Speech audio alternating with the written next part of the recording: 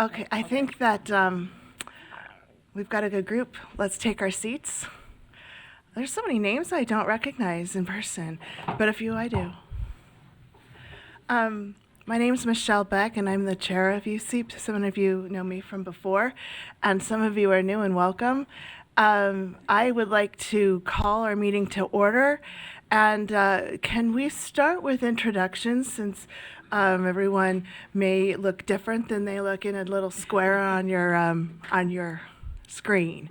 So let me just turn this direction, and I'll say I'm a parent member of this committee, so maybe you can give your name and kind of what role you fill. That would be great.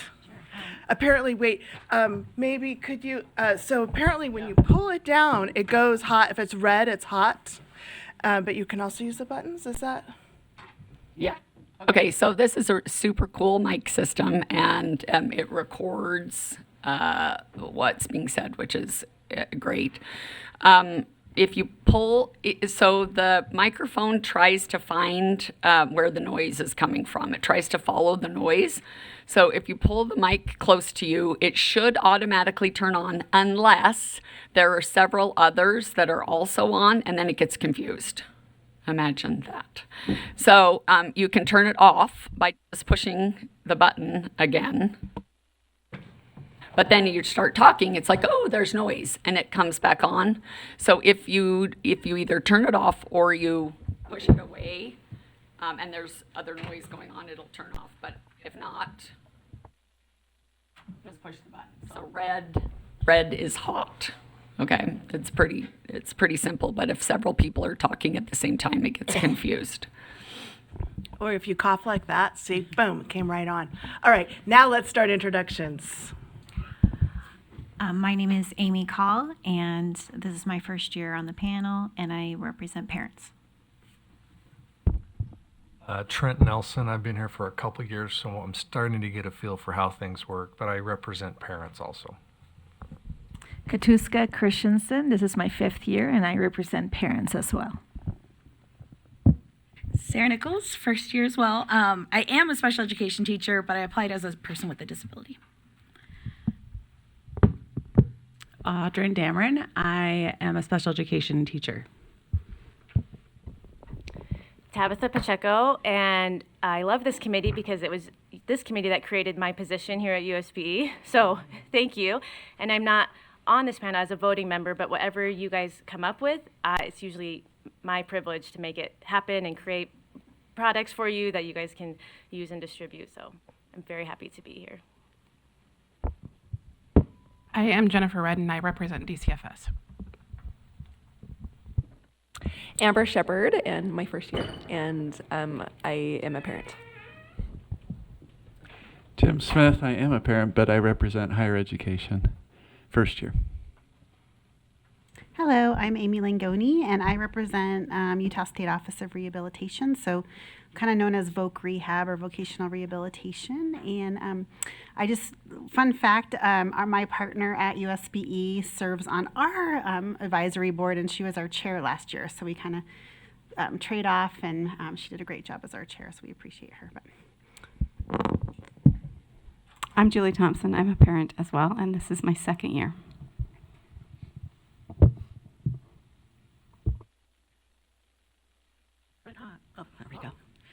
Good morning. My name is Esperanza Reyes. I'm representing the Utah Parent Center, and I'm a proxy today for Leslie Hansen, who usually sits. My name is Missy Warwood. I am a parent, but I'm also a special education teacher as well. And this is my first year. I'm Heidi Robinson. I'm a parent, and I've been doing this for a couple years. Like Trent said, I'm maybe kind of starting to get the hang of it. So I'm happy to be here. Thank you. I'm Alex Langevin, and I'll talk more about myself later as I get up to do my presentation, but I'm really excited to be here, and I'll pass it to Leah. Thank you. I'm Leah Voorhees. I'm an assistant superintendent here for the State Board of Education. My role on the panel is twofold. I'm the state director of special education, which is a role that is required by our federal grant, and which is about $150 million for special education. And I'm also the board's liaison to this panel. So I am responsible for logistics and, when possible, to represent the position and priorities of the board to you, and then represent your position and priorities back to the board. I've been in this role. I just started my 9th year. And I did 6 years before that as the assistant state director of special education. So I have been working at the state level in special education for many years. And I really love working with this panel because so many engaged people who care about special education programs across the state and services and supports for students with disabilities, which is pretty much what I have dedicated my professional career to. I also do not have COVID. So I know I sound bad. I tested because I did not want to show up and have anyone worried about it. I don't feel bad. I don't know what's going on. But maybe I've been yelling at too many people recently. Football. Yelling at too many people for football games, not because I was angry. Michelle is the chair and will run the meetings. I'm going to sit in the back, but I will provide color commentary and try to answer any questions related to anything that comes up about the board's priorities or direction that you think might be helpful. Try to provide data if you have questions that we have data to answer. So that's really my role, is to listen and be the go-between between you and the board. And in the back, this is my assistant, Kelly, and she's here to help support any needs that any of us have. So thank you, Kelly. Well, of course, Leah understates her position. She's so invaluable to us, but we will gladly let you sit in the back and maybe preserve your voice a little. You know, my voice was a little off. I was at a conference this week, and someone was like, "Are you just getting over a cold?" And all I could think of is that I'd had a giant blowout with my kid on Sunday and really had screamed. I'm like, I think it's like, kid anger hangover. That was embarrassing for me, but because normally I, want to consider myself, a very well-balanced mom, but apparently that's how I lost my voice, was yelling. BYU football. That's better. That's better. That you should not be embarrassed at that. Alex, right? So I don't want to. These are really interesting meetings. I don't recall you doing one that I've been to, so I don't know I haven't worked with you before. I assume it'll be similar. There's a lot to cover. Everyone has a lot of ideas, and we have to find a way to whittle that down to just a few that we can cover during our meetings. And even so, I feel like when we whittle it down, we still, at the end of the year, I always feel like, gosh, there was a lot more we could have said, because this is a great group and we do have a lot to say. So I'm just going to turn it right over to you, and thank you for being here. Thank you for having me. Can everyone hear me? The mics sounded good? Wait, I had one more thing before we turn it to you. Do we have anyone participating remotely? Oh, not yet. Because we did give an option. So we had remote. 2 people who wanted to participate remotely. Kevin, who's the private school representative, and I can't remember who the other representative is. I'll look in my email that wanted to, but they're not on They're not yet. yet on. Okay, so But maybe. just FYI, Michelle, Valerie, who is the vice chair, she had a family emergency, so she asked to be excused. Okay, sorry to hear that. Thank you for letting us know. And Oh, and sorry to interrupt again. Lisa Davenport, who is the representative for early intervention, she's the baby watch coordinator. She emailed this morning and she has a sick kid, so she also asked to be excused. Okay. And Trent, you were going to say something. If I can just interrupt, I'm the past chair a couple years ago, and you're probably going to get into this, but I just wanted to get hit. A lot of us are not experts in special education, not experts as parents even. If you have questions or comments, there's no dumb comments, no dumb questions. There really aren't. I still don't think in special ed, when I hear LEA, I don't think, education. I think law enforcement. So, I mean, even the lingo that everyone else is comfortable with, we aren't all on the same level. So don't hesitate to ask questions like, what does that mean? Because there's probably 3 or 4 of us that have the same questions. So please give us your input, give us your questions. And you were going to say this already, but I just wanted to make sure it hit. Because that's really when we've, over the years, made the biggest impact, is when we're all on the same page, all understanding, all giving input. As a parent, this doesn't work. As a teacher, this is what happens when the rubber hits the road. So please, everyone, and administrators, please, everyone, participate. And you were going to, I stole your thunder, but And I Alex, just we- wanted to make sure that was hit on. Will you just quickly introduce yourself? Sure. Sorry for your spot. My name is Sarah Erb, and I am a parent of a student who is blind.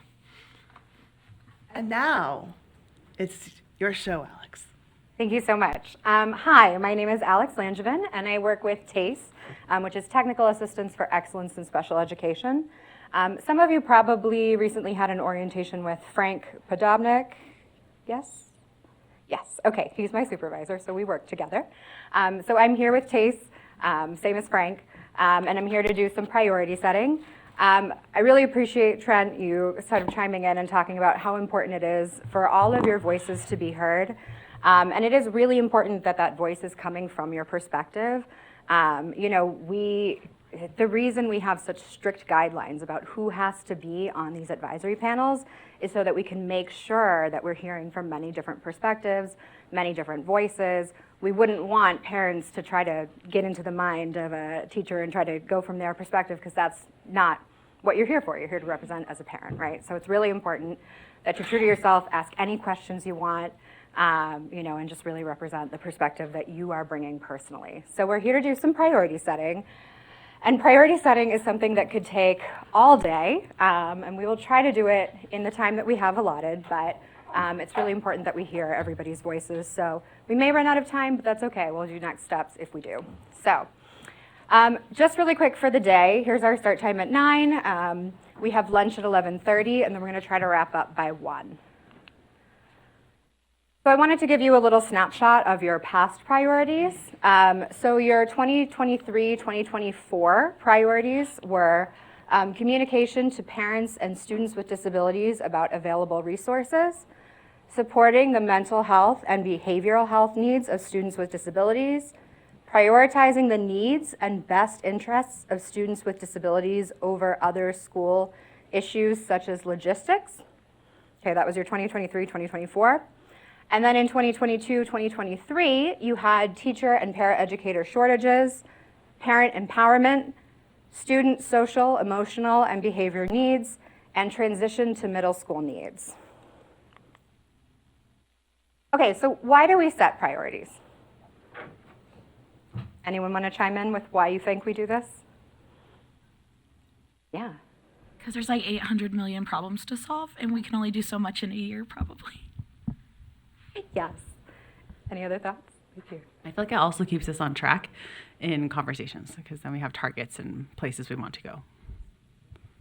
Well, and I think it aligns with our mission in that we are tasked with, sort of bringing issues to the board. And so we want to be able to focus on what we think is most important for them to hear. I have a question. Discuss whether the previous priorities, how they've been worked on, how they're doing. I mean, can we leave them in the past and move beyond them, or do they still need work as we're considering priorities for this year? So a lot of, everybody does it differently, but a lot of states that we work with actually do pull priorities through to the next year if they don't feel like they've been adequately addressed.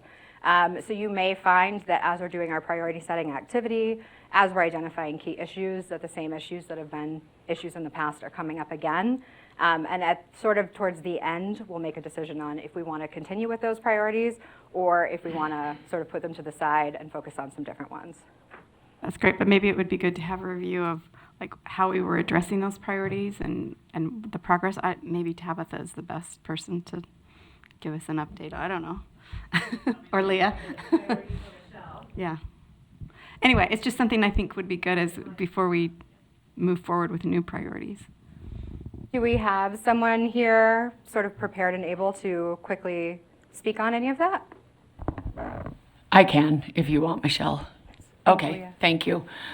So to go back to 22, 23, teacher and paraeducator shortages. So we have, as a result of creating an internal, we're the only one in the nation, okay, which had started before this priority, but this priority emphasized to the recommendation to the board was to support the alternate pathway to professional educator licensing. We call it the APPLE program, to license special education teachers through a program that is not university based. Could coordinate with the university, but a person can become a person who has a bachelor's degree, which is required by federal law, okay? A person who has a bachelor's degree in anything, marketing, doesn't matter, could meet all the competencies to become a special educator. The recommendation to the board was to support the APPLE program. We have graduated from that program in the last 2 years. Okay? We've graduated over 50 people, and we have 450 people in the program to become licensed special educators. If they all make it through the program, and if they all graduate, we will be the only state in the nation that does not have shortages in special education. The only one.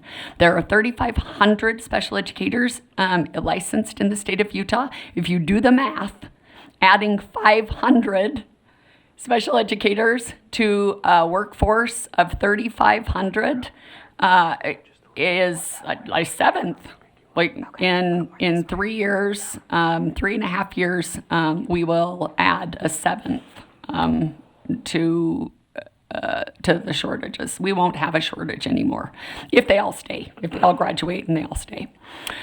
Parent empowerment. So Tabitha is the public information officer for special education. As a result of that recommendation, the board gave me permission to create a new position who would work directly with parents and parent organizations in the state and create products to provide parents with information. And Tabitha's position was created, and Tabitha is our public information officer just for special ed. I just had an IEP a week ago, and I saw her one-page colorful summary of the rights, and I was so proud.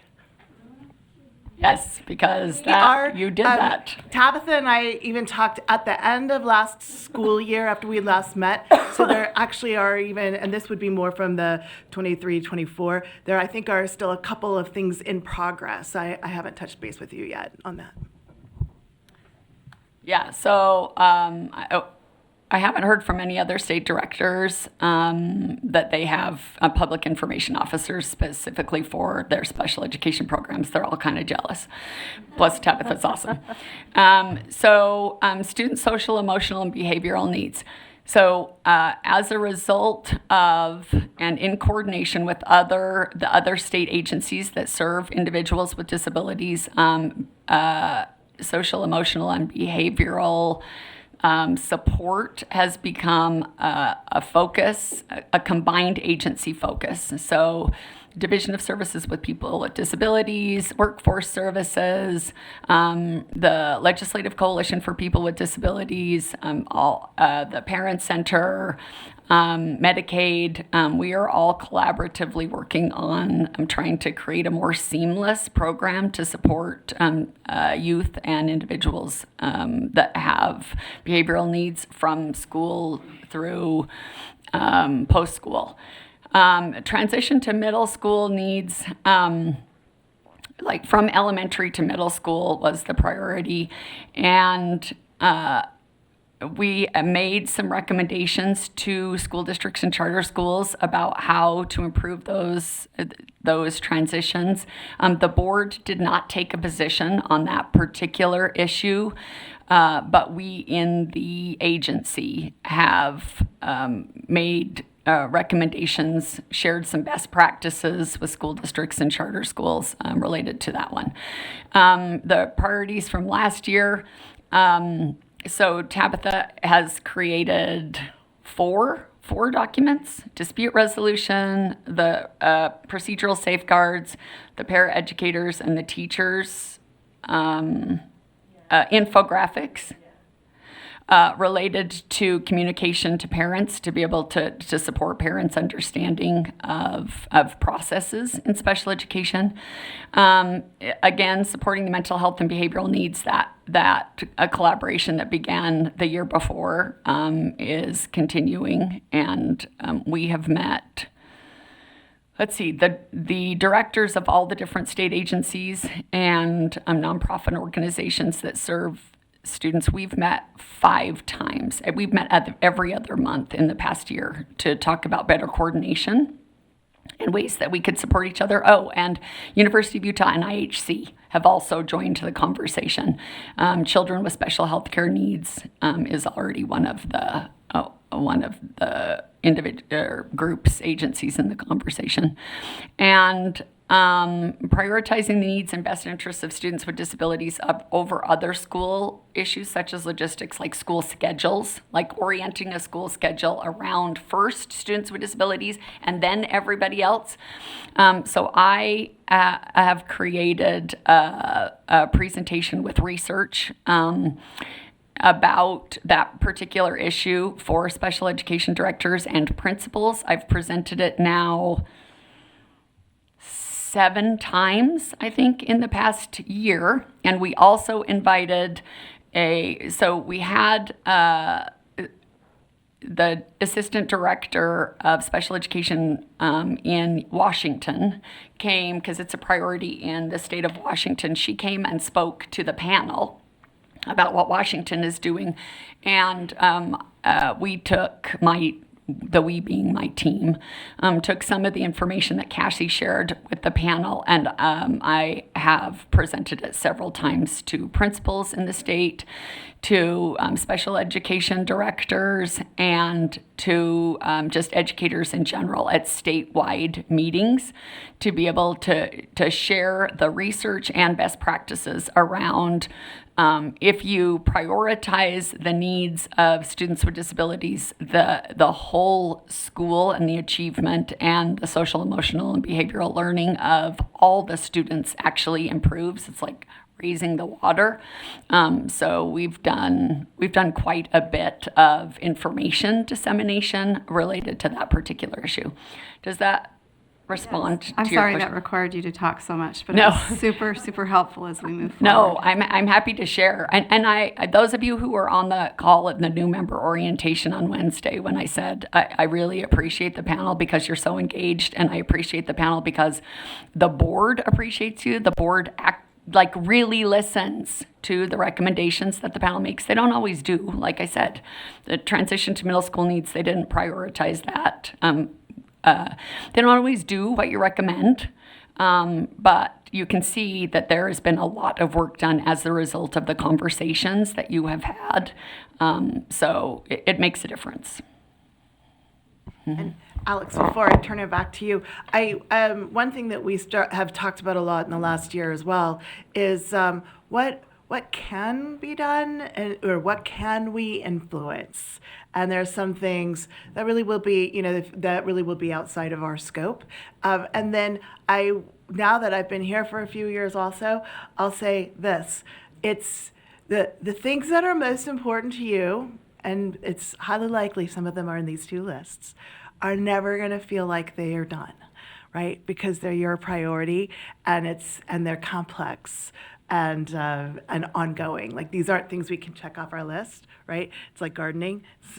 It's like never ending, like just, overwhelmingly so. And so we can always come back, right? We can always come back, maybe try to pick off a slightly different angle or whatever. So, and I know that Alex will lead us in that discussion well, so I will give it back to you. Thank you.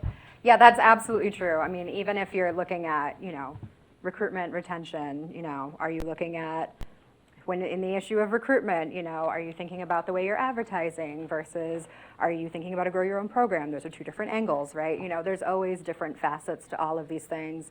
There's always more to go back to. So don't hesitate to bring up something that's already been brought up if you feel like there are still things to talk about. Okay, so we got into why do we set priorities, and I think you answered that really, really well. So let's get into the purpose really quickly. So special education is incredibly complex and multifaceted. Each area of focus can have many components to understand and consider. And advisory groups only meet a handful of times in a year, right, for a limited amount of time. And so you do have to be choosy, right, about the things that you want to focus on. And by focusing your efforts and digging deeper into a few priorities rather than sort of taking on everything, you'll have fewer, clearer goals to make it easier to take action. Okay, so let's talk really quickly about your duties. The advisory panel must advise the SEA, right, we talked about that, of unmet needs within the state and in the education of children with disabilities. They must comment publicly on any rules or regulations proposed by the state regarding the education of children with disabilities, advise the SEA in developing evaluations and reporting on data to the Secretary under Section 618 of the Act, advise the SEA in developing corrective action plans to address findings identified in federal monitoring reports under Part B of the Act, and advise the SEA in developing and implementing policies relating to the coordination of services for children with disabilities. Right, so that's the sort of legal jargon around what your duties are. You have a couple additional duties that are cited elsewhere in the legal language. They are posed as duties for the SEA regarding the panel. So the SEA, after deleting personally identifiable information, must provide the advisory council with a due process hearing, findings and decisions, and make those findings and decisions available to the public. And any waiver of non-supplant requirement must be reviewed. The state must consult the advisory council regarding provisions of FAPE. I've never seen that happen, so I won't spend a lot of time on it, but it is a mention of your duties in the legal language, so I figured I'd include it. So one of the things that we do when we're priority setting, I think, is to develop an essential question. I used to skip this step because I thought it wasn't necessary. We all talked about why we're here, why we set priorities. We have our sort of guiding principles on we know what we want to do while we're here. And I thought the essential question maybe wasn't super helpful. And then as I started working with different advisory panels, I found that it was really easy to kind of get off track, to get into those places where it's like, oh, is this really our purview, right? And I thought that the essential question really sort of brought us back, grounded us back in what we're actually here to do. So I started doing the essential question again, and I think it's been helpful. And an essential question is developed as a guide meant to lead our work in a fruitful direction. As we develop our ideas, we ask ourselves, does this answer the essential question? And for our purposes today, I've developed an essential question, but we can change it. We don't have to be married to it. So here's what I did. I pulled some of the keywords from the duties, right? We looked at that legal language, and I pulled out some words that sort of stood out to me, right? Unmet needs, corrective action, address findings, developing and implementing policies, relating to the coordination of services, and the word advise, of course, very important. So the essential question that I came up with that we can change if you don't like it With the understanding that unmet needs can be identified throughout the year, what are the unmet needs, policies, or findings related to the special education services that the panel would like to prioritize advising the SEA on in the upcoming year? What do we think of that? Do you feel like it addresses what we came here to do?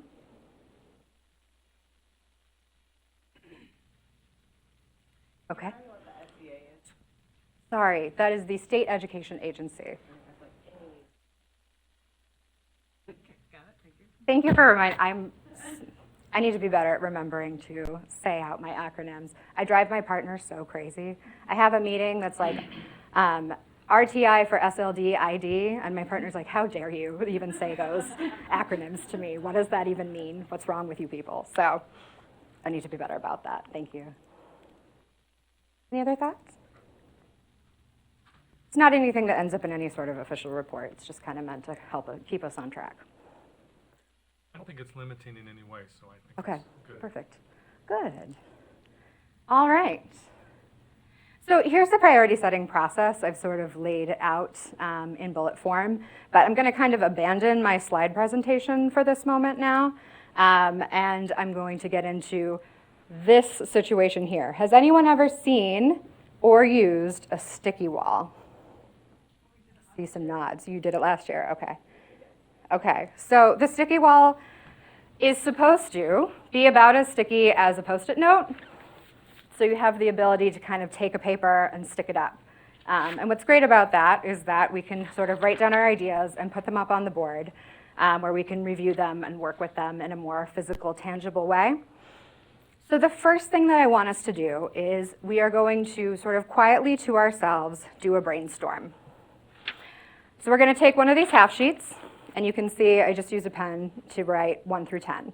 I want you to try to come up with 10 ideas that you think might be a priority that you'd be interested in focusing on. Who likes to stand and move? Who's like anxious from sitting too long? Anyone? Yeah, come get some papers. I'll have you pass them out.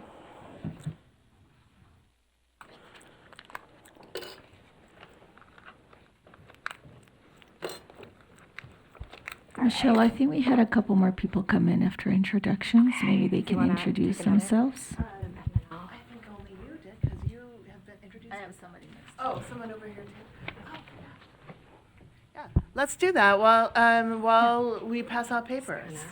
Rebecca, you want to start, and then we'll go. I'm going to put a bunch of tiles in this general space.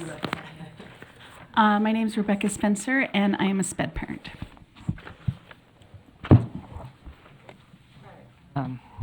Is it on? Oh, yes, it is.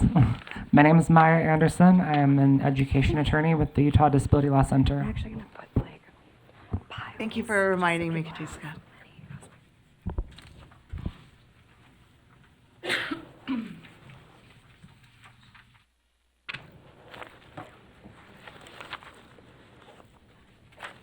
I think that, was it last year or the year before that you sent an email to all of us reminding us of all the memos that had been sent in the past, like 5 years or so?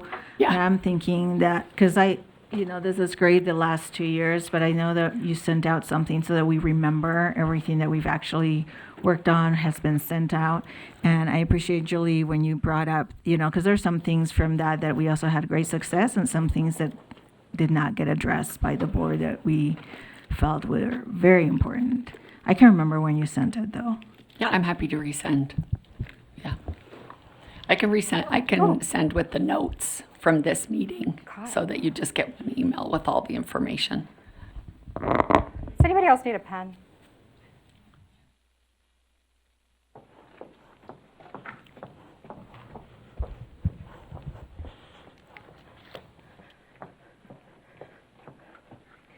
To clarify, we are writing down 10 ideas of priorities we think would be good.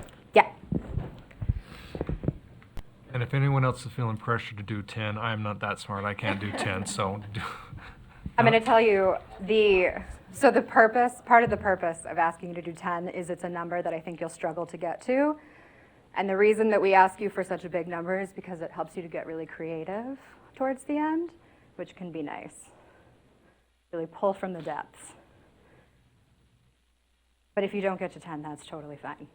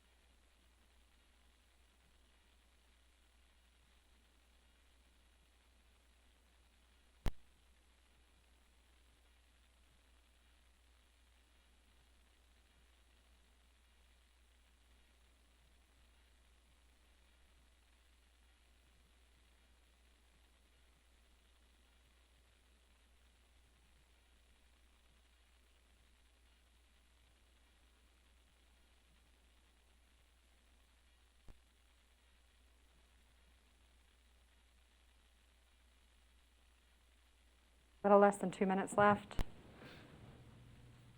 See, we're in the struggle stages.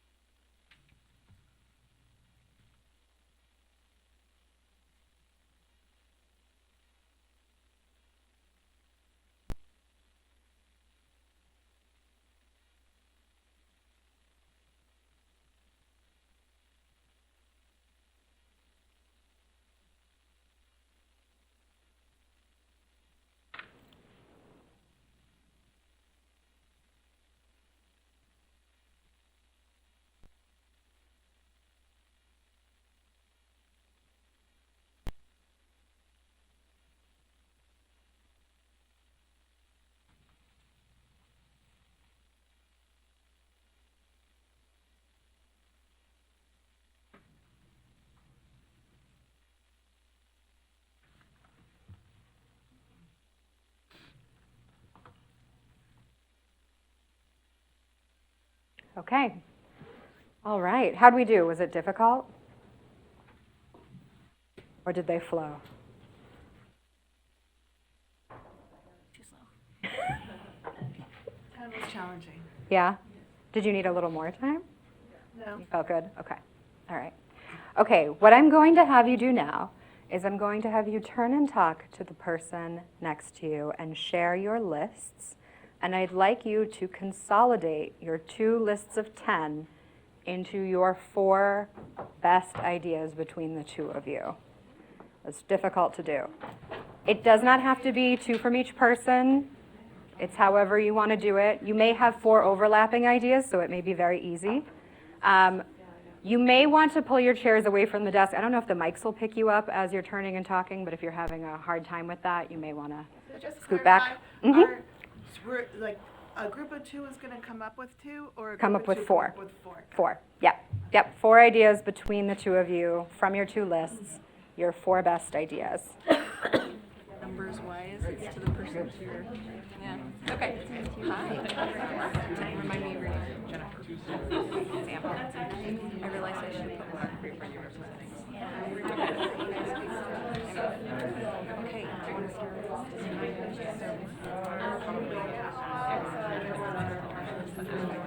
So you're like, so you don't want to choose. I know, and I knew, and some of them. Well, some of them, when you guys are doing this, it's not true.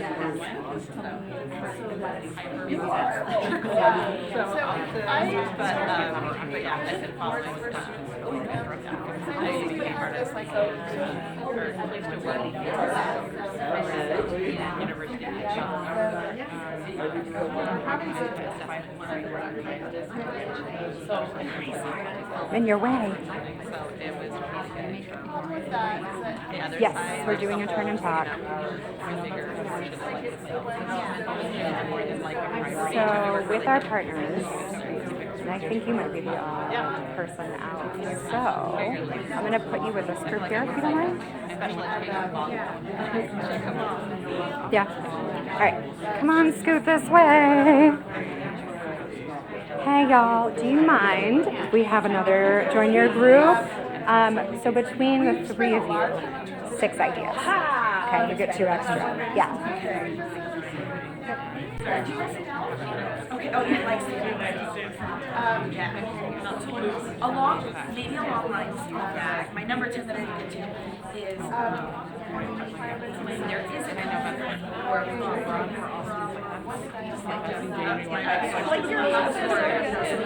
process. And my kid, like, how long is it taking my kid to get approaching it? Like, the reading for pleasure is a really good aspect for areas that we're advocating for. Certain amount of training hours for administrators, My kids need learn, and I'm like, teachers can your kids but it's kind of like, we're just going for that one goal. We don't like to for pleasure and enjoying reading. If you're doing trying to do a large print thing, you've got a bunch of Okay, well, my devices. kind of maybe So I'm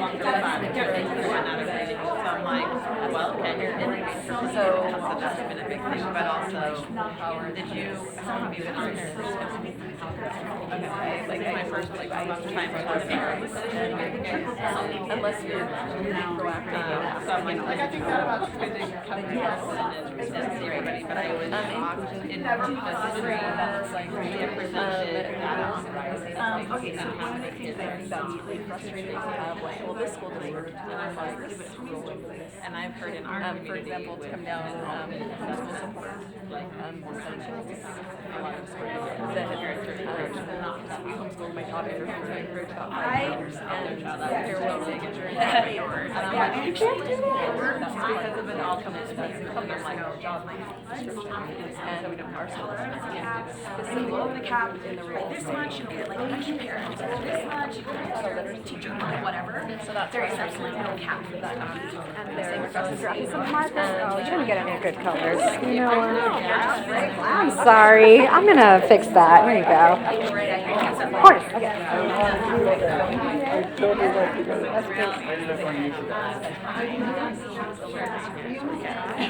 I one time set out I did a spreadsheet with my kids, and I was like, all right, what is the best? This is 20 minutes to do.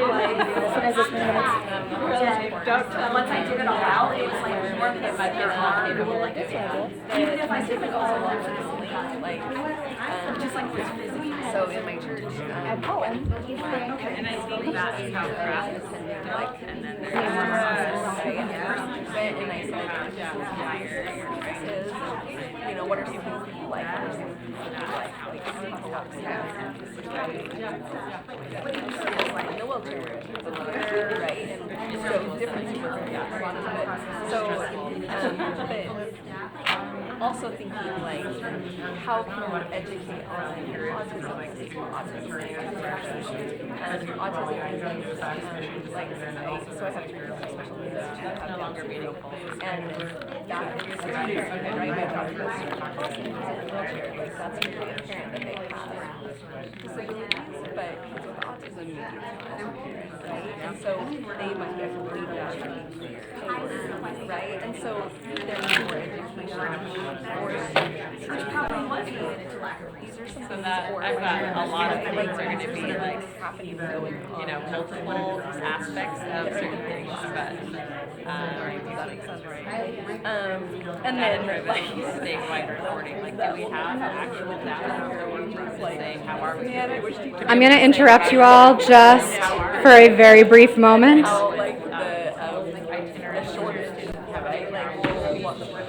We're not done, I promise. You'll have more time to share. I just want to interrupt you for just a moment. As you start to come up with your 4 or 6 for a group of 3 favorite ideas, I'm going to have you start using the markers that I provided to write them on these half sheets. Okay, we'll have like 10 more minutes. You have more time. I just wanted to let you know you can get started on this.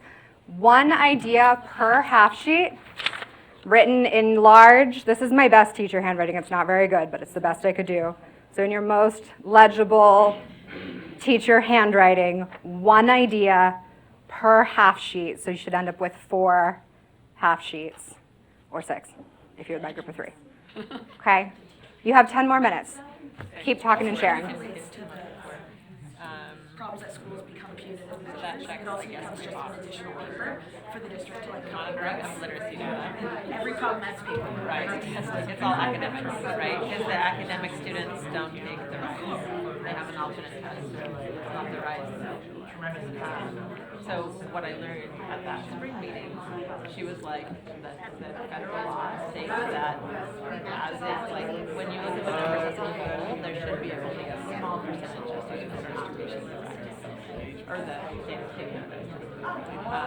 and I was like, oh, this is government. So she said, this is how the federal government monitors how we are doing as a state by how many students are actually taking that. And I'm like, okay. And how many, you know, of this is the sped teachers are saying? For the sake of anonymity, because no one else has this color. Instead of opting out, you had to say, no, my kid is doing I want them to see that there's no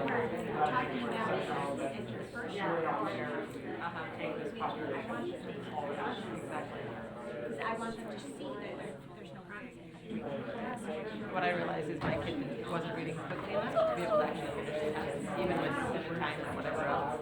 Like the regular test, she wasn't able to finish the test. And I was like, okay, so in her regular IEP progress reports, I was like, okay, we've got data because she's taking these tests and she's not able to finish them in the time given because she's not reading quickly. And so I was like, okay, we've got data.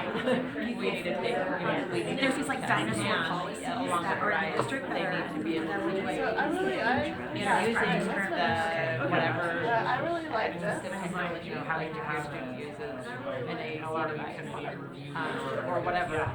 No, I fought that for so long in our district, and they finally changed it. I was like, this is so big and wrong, and they changed it into a location. Why do you do it?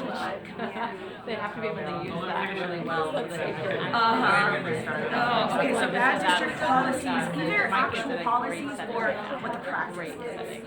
Yeah, they call it And then she's their first conversation, and they're like, we'll figure it out. As opposed from coming from a grade school where they were like, oh, we're not going to give you technology until third grade, and I was like, we've got kids Friday in kindergarten, and you're not giving them an accessible device. Sorry, I was like, not going to work with you. So that academic data, right? Talked about findings. Yeah, I would say Yes. findings accurate. Oh yeah. Are we in the district or the school? Because if we want The LEA is the district. Yeah. I'm writing this down. If I write something, I'm better to remember it. Developing and implementing. In Vermont, a lot of times that's the same thing because right.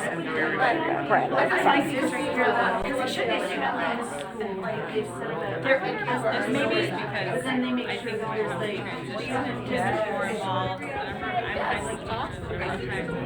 Michelle, could we get the slide that has the past priorities back up? Is Yes, that okay? you may. Thank you so much. Absolutely. conferences, if we had a training on what, how do you make a student-led IEP happen and what are the benefits?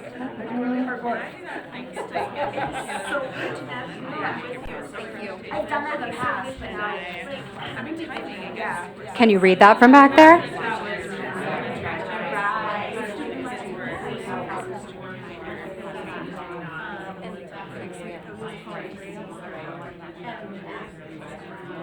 I had this to transition from mild moderate after high school. So I right. Stronger connections between college disabilities and just okay. I know. Right, I can put it here. So number 2, and I don't That's our biggest one. So they may not be the one.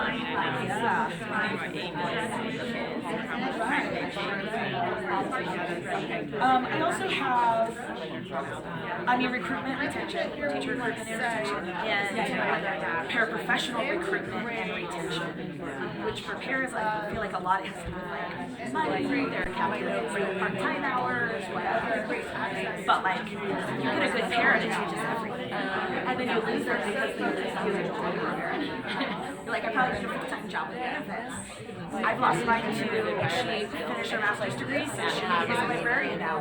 My current parent is a student at the university. It was like, great, now how do we get it spread out, and intertwined into all the fabric and the fibers that are, so it's a journey, right? But it kind of dispelled that we're done segregating students. Shaped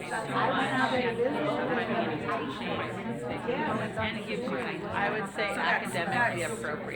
Para recruitment and retention, but then also teacher recruitment and retention. It sounds like appropriate. Right. And like so the TSSP where special ed teachers get a bonus, a stipend. It's like $4,000. This is the last year where all SPED teachers will get qualified. Now school districts pay what is our 2 to 5. Right. So I'm concerned that that kept me in SPED so many times because I'm also a social studies teacher. And like that would be easier. I fell in love with it at 17 years old. That's great. No, that's not true. It was a couple years after that. One we haven't I was talked going about. to Sweden, so I must have been 20. I have one more high school. And it has been my favorite person. It's been very confusing for students, parents, and teachers. I love it. What classes they can take to substitute for credit, for graduation, what teachers can teach what. How do we make inclusion happen, but also make sure kids are graduating. There's like that balance between like, I can spend my whole time providing you your IEP services, or I can help you with your better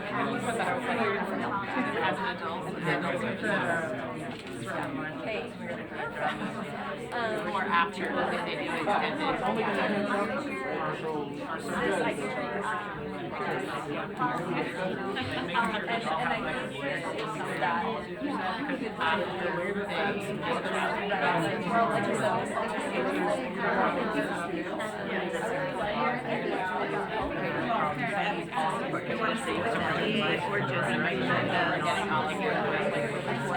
I know mine very well. This is great. Oh, I love it. We in my district just started. We haven't met yet. A SPED advisory. because it's not like we have shared governance, so we're very used to like teachers having a voice, but we've been pushing for this term this year. We have more information in the special education classroom, students, and that would be another thing. Crisis support for teenagers. There ain't nothing. Yeah, so expensive. I have literally two friends with teenage boys with autism that are. I have us set to finish in about 2 minutes, but I'm not seeing very many half sheets. Okay. Do we need an additional 5 minutes? Yes. Okay. Okay, so.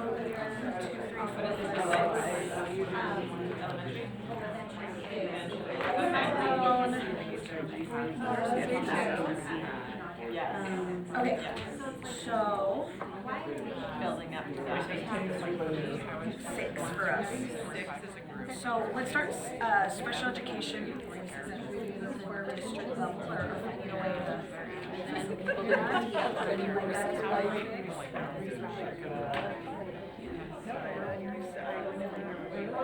problem is special education teachers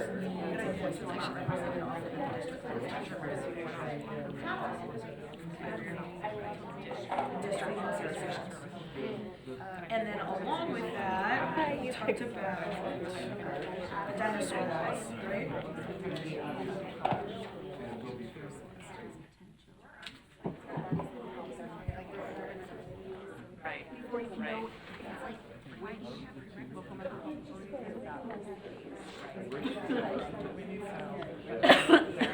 being able to take it and, really internalize it before adding more. And so with this, they're like, we don't. I kind of said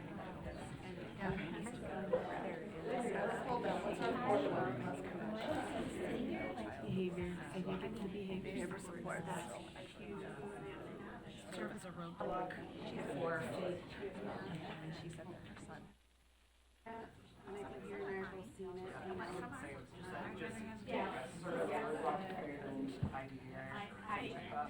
I'm also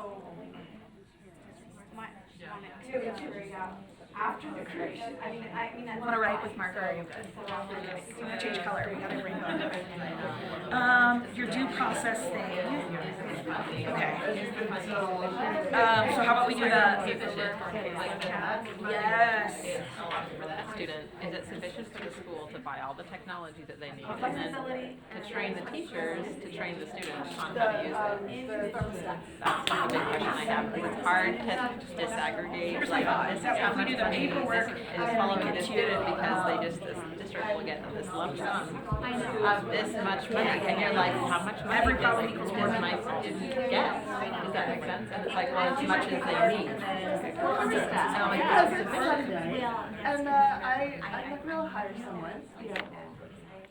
Call my brother, who's really helpful. How about we do teacher paperwork and overwhelming burnout? You can do this, go do it. It's like, I don't want to do it. I know, because like, how often have I done it? That was that one time. Did I remember? Oh, really? Or literacy. Higher paper. That's hard. And the behaviors are so hard. So now they're in the goes under the teachers. The teachers are doing great things. CYA district documents.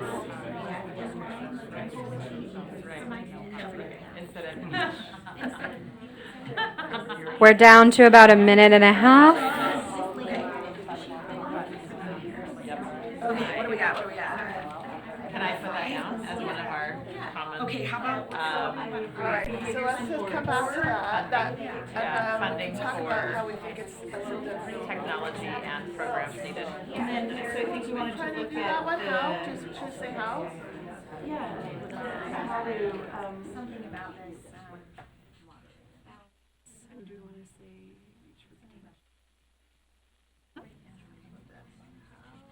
1 minute warning. I believe in you, you can do it.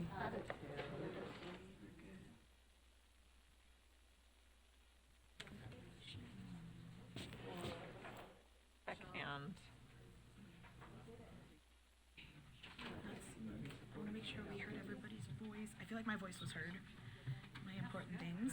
Feel like we got everything? Do you feel like we got all of your things captured?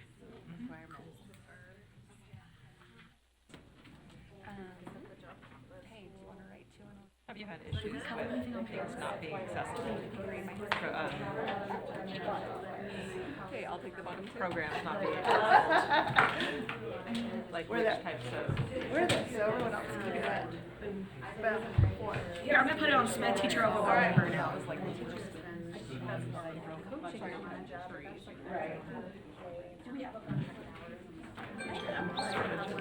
Okay. Can I get a show of hands for anyone who's not finished yet and needs a little more time? 1, 2. Okay. If I could have everybody's attention for a moment, here's what we're going to do. You're going to go back to your groups briefly. If you're not finished, you can finish during this time. If you are finished, what I'm going to ask you to do is to pick your 2 clearest ideas. All of your ideas are going to go up. We're going to discuss them all. It's not, you don't only get 2 ideas, but I'm asking for right now, in this moment, your 2 clearest ideas. What I mean by that is an idea that you think when we read it, we'll know exactly what you mean, probably won't need any clarification, pretty straightforward, easy to understand. 2 clearest ideas. For our group of 3, you can do 3 clearest. And when you have your 2 clearest ideas, please come and put them on the sticky wall. They should just stick. We've only used a virtual sticky wall. Oh, okay. First time in real life. This is my first 4th year, this is our first time. My first time coming to this. I love the real sticky wall. I think it's a lot of fun. I always worry it's not going to stick enough, though. I like it better. Sticky notes, let's be honest. They're not as sticky as they say. And they lose that sticker. Yes. It's too much. Yeah, then you're like ripping it as you're peeling it. Yeah, I brought adhesive in case they're not sticky enough, but they look like they're staying. After 2 hours, it's like I made it Okay. I have no idea what to do. Oh, no worries. Okay, well, thank you for letting me know. And I cut my time out. Now the parents like really getting grumpy and in the face of the districts. I'm like, what's preventing that? So, thanks for being our runner.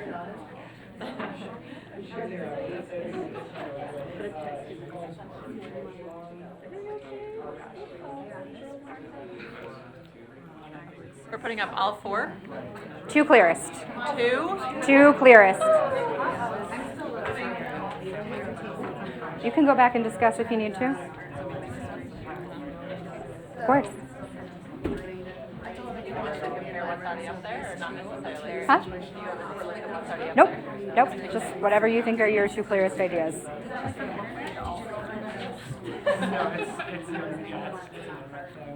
What's it called again? Tell me again. It's called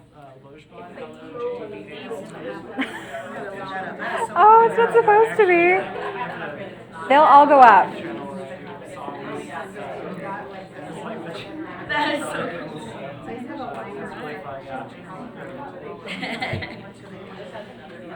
I'm baffled when that you said that there's a ton of sped law people in our state. Because you would think how many rich parents. Okay, who am I missing still? Of as well, and the funding for.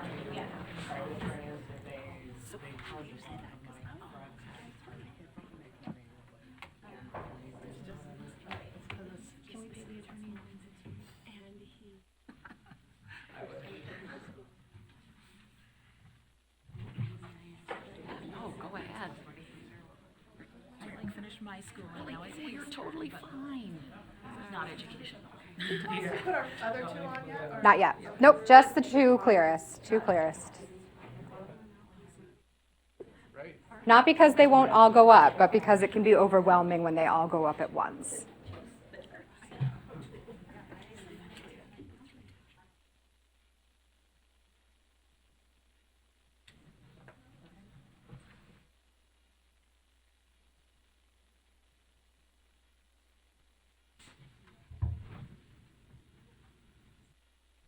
Okay. Now we have a couple finishing up, but it looks like we're pretty close. So I'm going to talk about, as we finish, what process is going to look like. So I'm going to go through and I'm going to read all of the half sheets that we have up here on the sticky wall. And then I'm going to ask if they need any clarification. So if I read something and you hear it and you think, I don't really know what that means, you can ask for clarification, right? So can somebody clarify that? If something needs clarification, I'll ask the team who contributed it to let us know what they were thinking when they wrote it. Okay, so the first one is funding for inclusion in gen ed with co-teaching, especially elementary. Does everyone feel like they know what that means? I have a question. Yeah. How is the co-teaching funding different than what has already, I think it was $5 million that were approved this last legislative session for co-teaching in the state? I just don't know that LEAs know how to implement, like how to access that funding. I know my district does not. Okay. Does So anyone that- want to clarify if Yeah. they meant more funding or more? Is it different, or are we talking about, I don't know. I'm just So a asking. couple things. Co-teaching has an exact definition in Utah, which means a licensed special educator and a licensed general educator. It's not a teacher and a para. Okay, so a class of students that don't have disabilities with students who do have disabilities being taught by a grade, like being taught the grade level standards. Okay, so it's a term of art, which means it's a legal term. Okay, that bill did not pass. So yeah, so there wasn't actually funding. I thought it was. No, Okay. that bill didn't pass, unfortunately. There was a beautiful bill. Representative Judkins from Provo put it together with a bunch of stakeholders, but it was not funded. So I read that it was, so okay, Yeah, you're saying it wasn't funded. So the idea went a long way through the process, but it wasn't funded. So there isn't specific funding related to co-teaching, but districts and charter schools can certainly use their federal or state special education dollars and general education dollars to fund it. And in other states, their state special education funding is oriented a little bit differently. So it incentivizes activities such as co-teaching, where ours doesn't like incentivize it, and some special education directors and some district and charter school business administrators, so the CFOs, think that our structure actually disincentivizes it. It's neutral. But anyway, unfortunately that wasn't funded. It always confuses me just a little bit. And I feel like in secondary we co-teach a lot, so that's probably it talks about elementary, maybe, maybe not. So I'm curious I don't understand why more funding is needed to co-teach. Like, what does that mean? That we would get more sped teachers? Training for co-teaching. Okay. In my district, co-teaching at the secondary level operates as, is not really co-teaching. The SPED teacher acts mostly as a para to the students instead of truly co-teaching. Okay. I've seen it very effectively done in one classroom and Yeah. everywhere else, you're the para. And they are Okay. aware of that, but they need funding to train the teachers so we can work. Okay. So for training. Well, and if you have two teachers in one class, you're doubling teachers, right? Yeah. That's been the So problem. then that would be also increasing the number of teachers, maybe? Can I add a Okay. little bit? This was Yeah. our Yeah, please. sticky note. So 3 years ago, one of the priorities of this panel was inclusion, and it was amazing. And Leah and her team did trainings throughout the state to kind of get the ball rolling on inclusion here in Utah, and it was awesome. Our intention here is to get that ball to continue rolling. Things were rolled out to SPED people who I think are generally on board with this, but we want gen ed teachers to be on board with it too.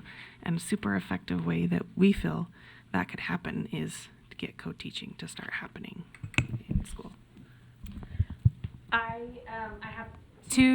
wear two hats. I'm a special education teacher and a parent, and so I see both sides. I love the idea of co-teaching. I do kindergarten through second, and I see it a lot in junior high and secondary education, but not in elementary education, where I feel like it's needed the most. These kids are learning how to be in the classroom, how to interact with their peers, and they need those additional social skills and training on how to be in the classroom. And I feel like elementary ed is probably where it should be focused the most, because they need that extra help, where hopefully as they get older and they have that training, they can back off a little bit more. I know it's easier in secondary education because their classrooms are dedicated to one topic versus, in the elementary ed where they cover all subjects. And so, but I feel like it's not supported a lot in elementary ed. And I feel like it would be extremely, if not more beneficial in the lower grade levels. So you guys are doing a great job, but I do want to sort of pull us back for a moment and review sort of how this sort of process goes. So one thing that we do want to avoid is the discussion of the merit of any of the ideas. So we may disagree, right, that this is a priority. Not that we are right now. You guys are doing a great job right now. But just for example, we may come across a half sheet and we may disagree that that should be a priority, that that should be important. And we don't want to discuss that here and now in this moment, because as we go through the process, things that we don't sort of all agree on will sort of filter themselves out. This is really just for clarification. What did you mean by that, right? So it was really good that we clarified this. What did we mean for training, right? That makes us clearer on what we meant. So we might have something that's like, oh, did you mean for teachers or did you mean for parents? Or, oh, did you mean for, we want to clarify, but we don't want to spend any time discussing sort of whether or not that idea is going to rise into, the creme de la creme for our priorities, because that will sort of happen naturally as this process continues. I do want to say, we have a veteran, right? You've done this before. Do you find this process frustrating? Did you the first time? Because I did. Maybe a little. Yeah. But I think it's a super effective way to gather everyone's opinions and consolidate what we all feel is most important. Yeah. The first time I did this, I was so frustrated because I wanted to discuss every idea that came up and the merits of it. Was it good enough? Was it quality enough? Was it more important than this, or was it less important than that? And it's really frustrating the first time you do it. I'm just going to warn you. The second time I did this, I watched all the newbies frustrated, and I was like, I remember that feeling. It's really frustrating. But if you bear with me, it does help us to sort of get to priorities that we all agree on without a lot of muss and fuss, which is one of the nice things about the process. So not that you've done anything wrong at this point, I just want to say, as we move forward, just remembering that all of this is just clarification, but we won't debate the merits, if that makes sense. Okay.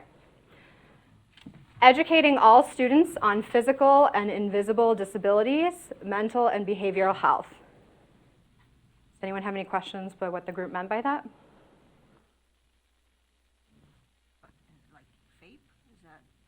This is educating all students.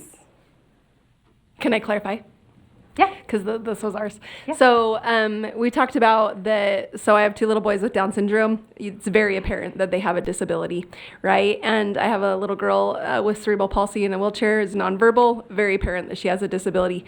But kids who maybe have fetal alcohol syndrome, who have autism, that those are disabilities that require that might end up getting bullied because you can't tell that they have a disability, and so they come out as weird or just different and undesirable, right? And so if there was education in the schools that I was saying in my church, when my daughter became age of nursery school, I went in and was like, and not, this wouldn't be how it's done in school, right? Because of confidentiality. But I went in and I said, this is my daughter, and these are the things that she has that, and she might have an outburst, and this is what it looks like. And that might be because she's really happy and excited, right? Or what are some things that you like? Guess what? She likes that too, right? Just to educate them on that, yeah, my daughter may look different, but she's not that much different than you, right? You have similarities. But if you did it in a school setting, that it would be, okay, this is what autism is. This is what it can look like, right? And because these kids are the last kids, not that anybody should be bullied, right? But these kids are the last kids that should be bullied. And so, because so many other things happen. And so if you educate on this is what this, and again, not singling out students because that breaches confidentiality, but you just educate on some different behavioral health, mental health, just disabilities, then I think that could go a long way to limiting or lowering bullying. I was a kindergarten teacher, and we did a how I show I'm happy, and it was like sometimes when I'm really happy, I flap. Some of us flap, some of us smile, some of us squeal, some of us jump. Just kind of what does that look like? We all look different when we're happy. How do we all look when we're sad? We all do that differently. Sometimes we have outbursts, right? So just kind of some general basic information, and then learning about disabilities as they get older. That can always be really, really helpful for the minimizing of bullying. Any other questions about that? Okay. Special education teacher overwhelm/burnout, too many kids, higher behavior needs, CYA district documents in response to problems, can't keep paras. Does anyone have any questions about that? I'm going to guess no. That feels really clear. I love that. That was great. Consistent services across the state. Early understanding for parents and educators on graduation pathways, including post-high services. Stop me if you need a clarification. Combating bad district policy/practice, i.e. dinosaur rules that serve as roadblock to FAPE/IDEA. Okay. Caseload caps. Alex, does everybody know what FAPE is? Does everybody know what FAPE is? That's the reason special education exists, a free, appropriate public education. That's what every student with a disability is entitled to according to the law. Just FYI. Again, the acronyms, I need to spell them out. Okay. Integrate access to community support as part of transition to adulthood. Enhanced resources and support for rural schools/areas. Para retention, mandatory training. Increased parent engagement/home intervention and collaboration with available resources.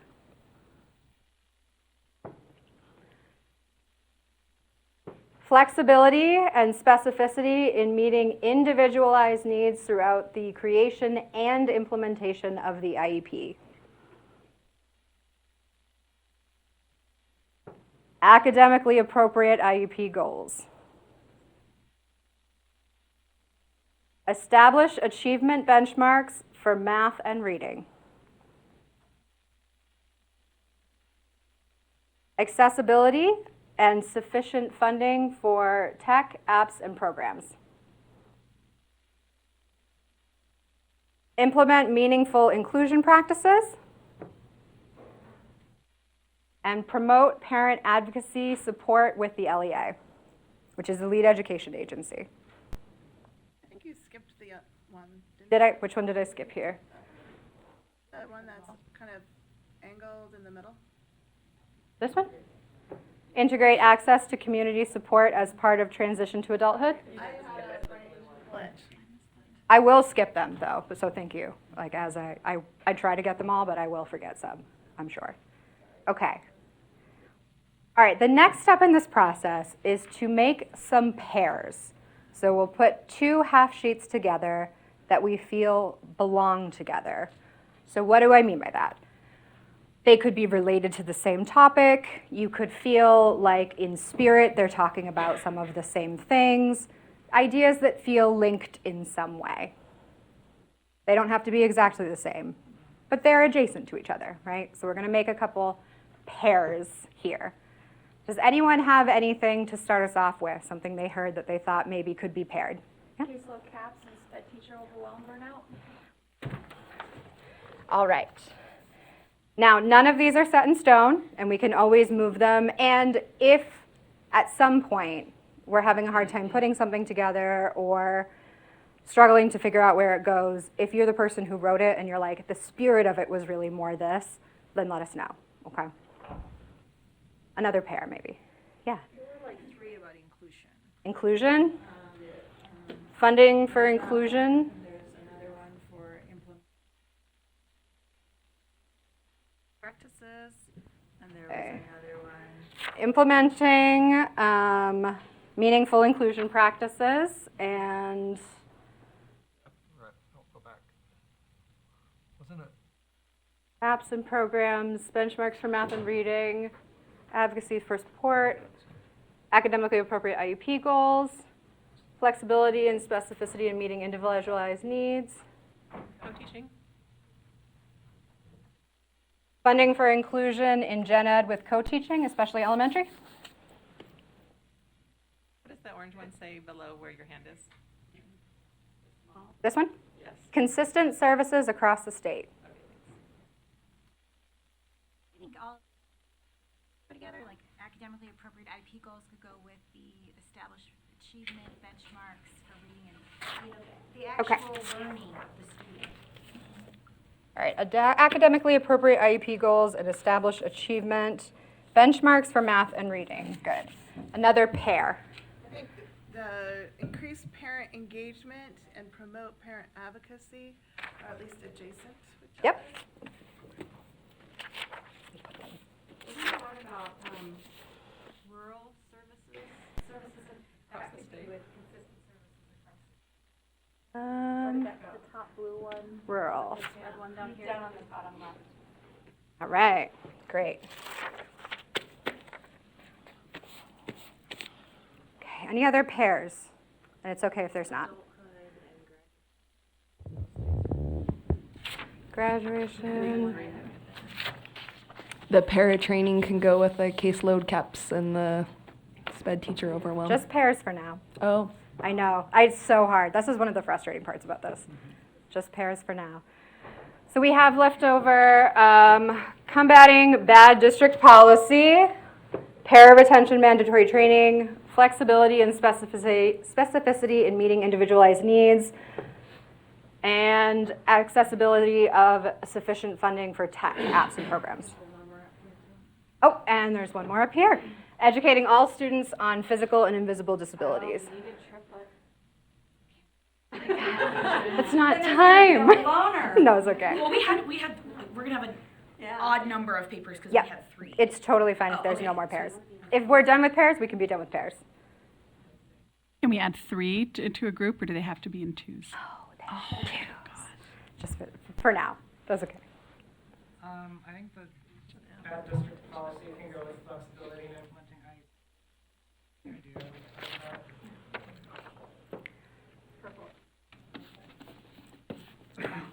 Okay. Or are we done with pairs? I know you're all mentally done with pairs because we want to move to groups, but. What's the one on the right? The red one, what does that say? Accessibility of and sufficient funding for tech, apps, and programs. You could pair it with para-training because they're both kind of under training.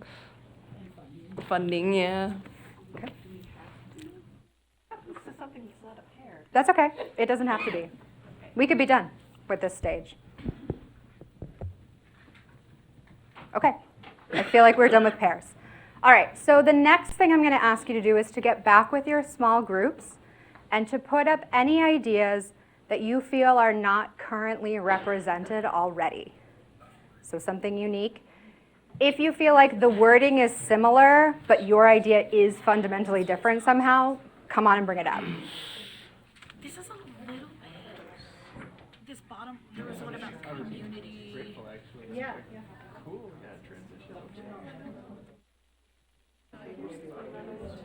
Yeah. So any idea that you have still in your pile, you should have 2 left, that you feel is not already represented by the ideas up here. And even if it's similar, if you feel like it brings something different to the table, bring it on up. We don't have anything up there that has data, right? RISE testing, standardized testing. How are we doing? We have that we and really using it that would define clear. So Add, come up and add. Yep. And so we can go put up there before things up Just there. stick them on up. It doesn't have to pair with anything? Nope. Okay, Nope. it's just solo? Does pair with something. If it does pair with something, that's also fine. Okay. Do you want me to You don't have to. It's not necessarily represented. I feel like you guys really want to pair, so go ahead and pair them if you want. I mean, you started it. I know, I did. No, that's true. I like It's the me. sticky board. Yeah, it's fun, right? I have a virtual version, but I just feel like it's not as fun. I have to like spray it with this spray adhesive, like once every couple times I use it. So I like bring it outside to the backyard and just give it a. Clever. Why didn't I think of that? I know. Well, I need to know exactly how it works. I know. It's fun. Yeah, it's pretty fun. I mean, it's just like a tarp with spray, right? I mean, we have an official sticky wall, you know, branded, you can see in the corner, the official, but it really is a tarp with spray. Let's go back to something more, not so digital. Yeah, tactile. Yeah, I like it too. Okay, do I have everyone's new ideas? One more? We don't have anything about. This one's not a riff on DCFS. It's a support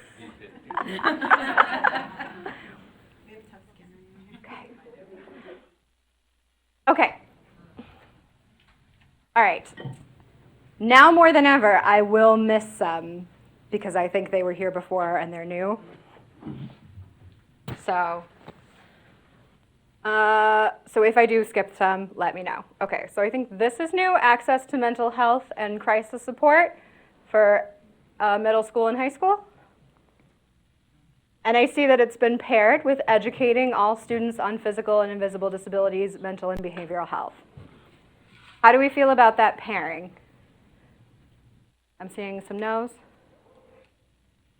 Would you rather see them somewhere else? No, I don't have a suggestion for somewhere else, but I feel like the bottom one is like building up that like community and we all understand each other, and the mental health one is like kids are imploding and we don't have the support to help them, parents or teachers.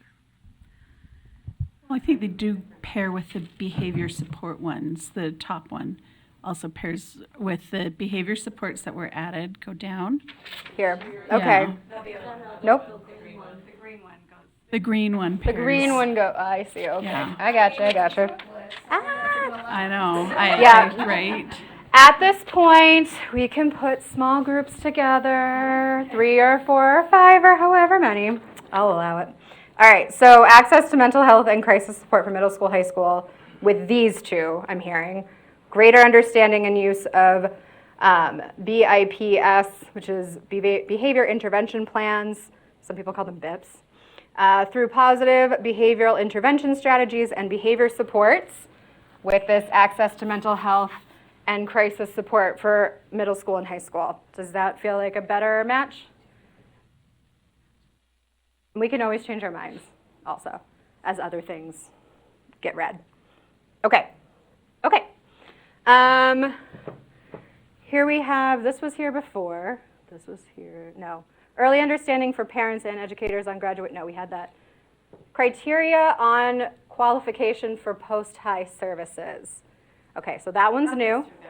Okay, and that one's going with the early understanding for parents and educators on graduation pathways, and integrate access to community support as part of transition to adulthood.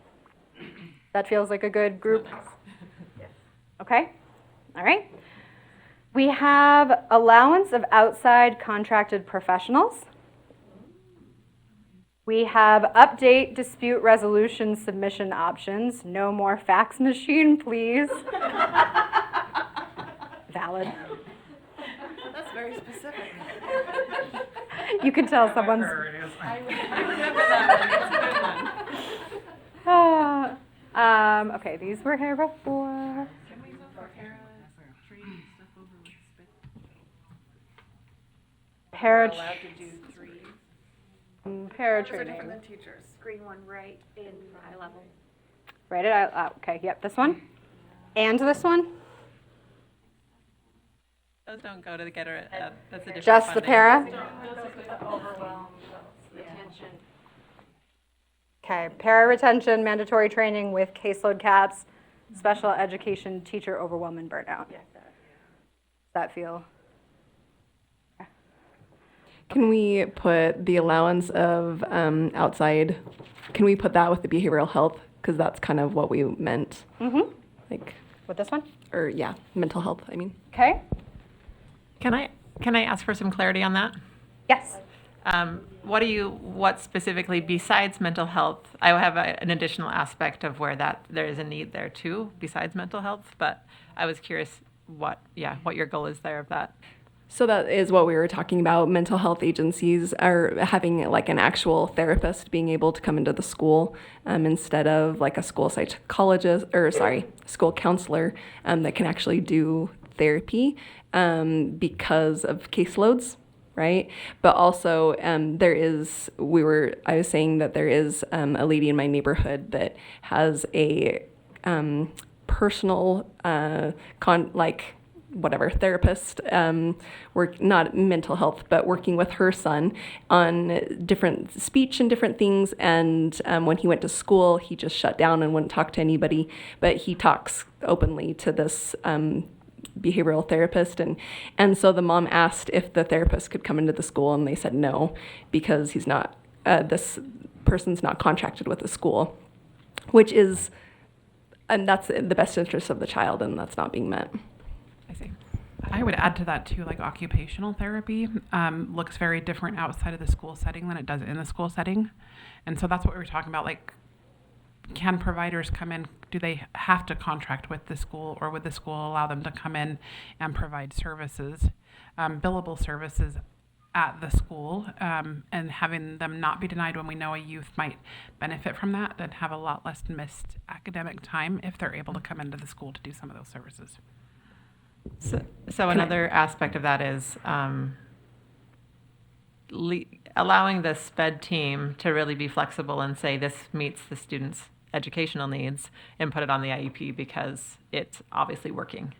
Use a pathway that's working and personnel that might not be district employed but could be contracted separately. Okay. And if I can just add to the one where I can't read it up there, the consistent services across the state, that because some school districts allow that, right, and others don't. And I don't understand what the laws are of why school districts aren't all the same, why they don't all have the same rules. That is mind-boggling to me. So it sounds like this could go with mental health, but you could also see it going with these consistent services and maybe even this idea of what's appropriate within the IEP for our students. So what are we thinking about that? Do we like it where it is, or do we want to see it move? I like that allowance of outside contracted professionals. That might also extend to people that might have an educational degree or a special education degree, but don't have a Utah license and are providing supports via Zoom remotely for a student. For instance, my kid gets 90 minutes a day via Zoom for her teacher that teaches Braille services, but she does it so well, and she does it so well, she doesn't need to be there in person. But the SPED funding, it doesn't allow that because she's not licensed in Utah, because she doesn't live in Utah.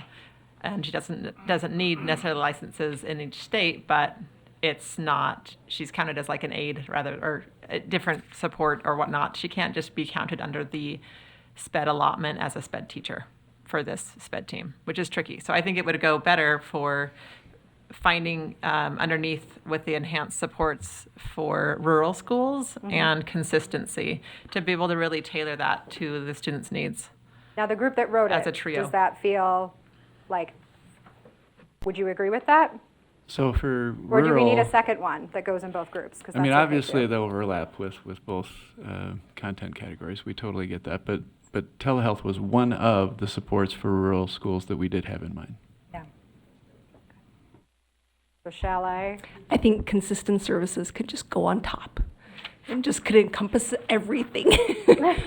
Oh, for the 'Cause whole there- sticky Yeah, wall? because there Yeah. are some school districts that do inclusion so awesome, and other school districts that it's just obsolete. Yeah. Right? So if it's just consistent across the state, again, I don't understand. Maybe there's Can a law Can I for say that, something? but I think we need to understand that we guide policy, and every LEA decides how to implement those practices.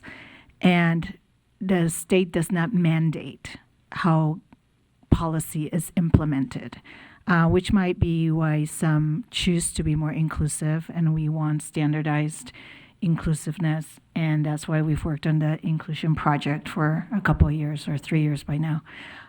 So we are guiding policy that the USB then will adopt as also their own policy to disseminate through the state, and the LEAs have that guidance to include as best in their LEAs. But what I have found the best for me is to work directly with my administrators and directors and superintendents to work on changes. But the state does not mandate. That's why education is, the federal government doesn't mandate how Utah teaches. Utah State doesn't mandate how the LEA teaches.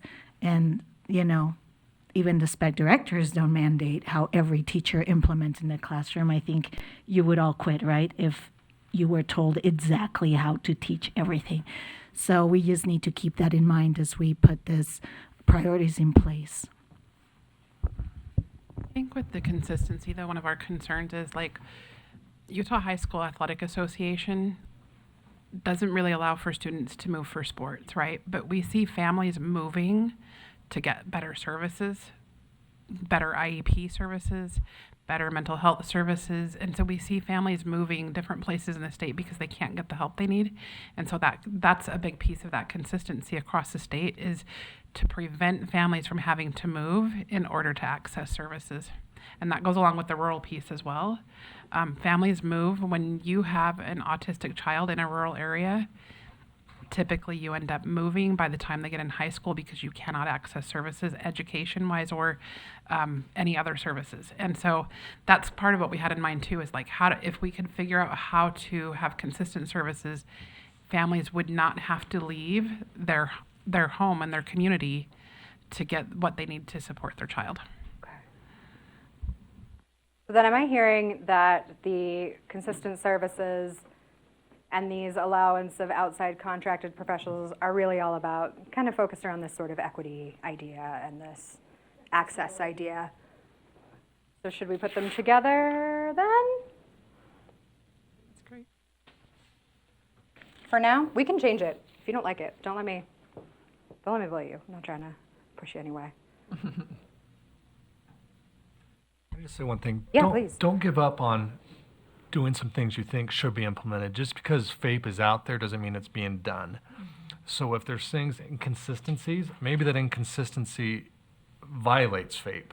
So don't give up on things that you think should change. So you know that. I just wanted to say that out loud so I felt better. And I don't want to put Leah on the spot because her voice is already hurting, but we could talk maybe at the end of this about, what are some of the things that the state does have some control over? Could they put out some guidance? What are some of the things that they can sort of push the needle on, and what things really aren't within their purview? Oh, okay. Okay. All right, I want to make sure that I read all of the new ones.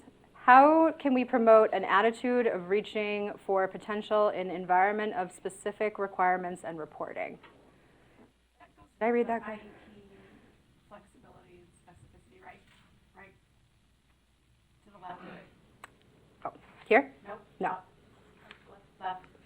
Right there. And can I just share a thought on that? Because that was one of ours.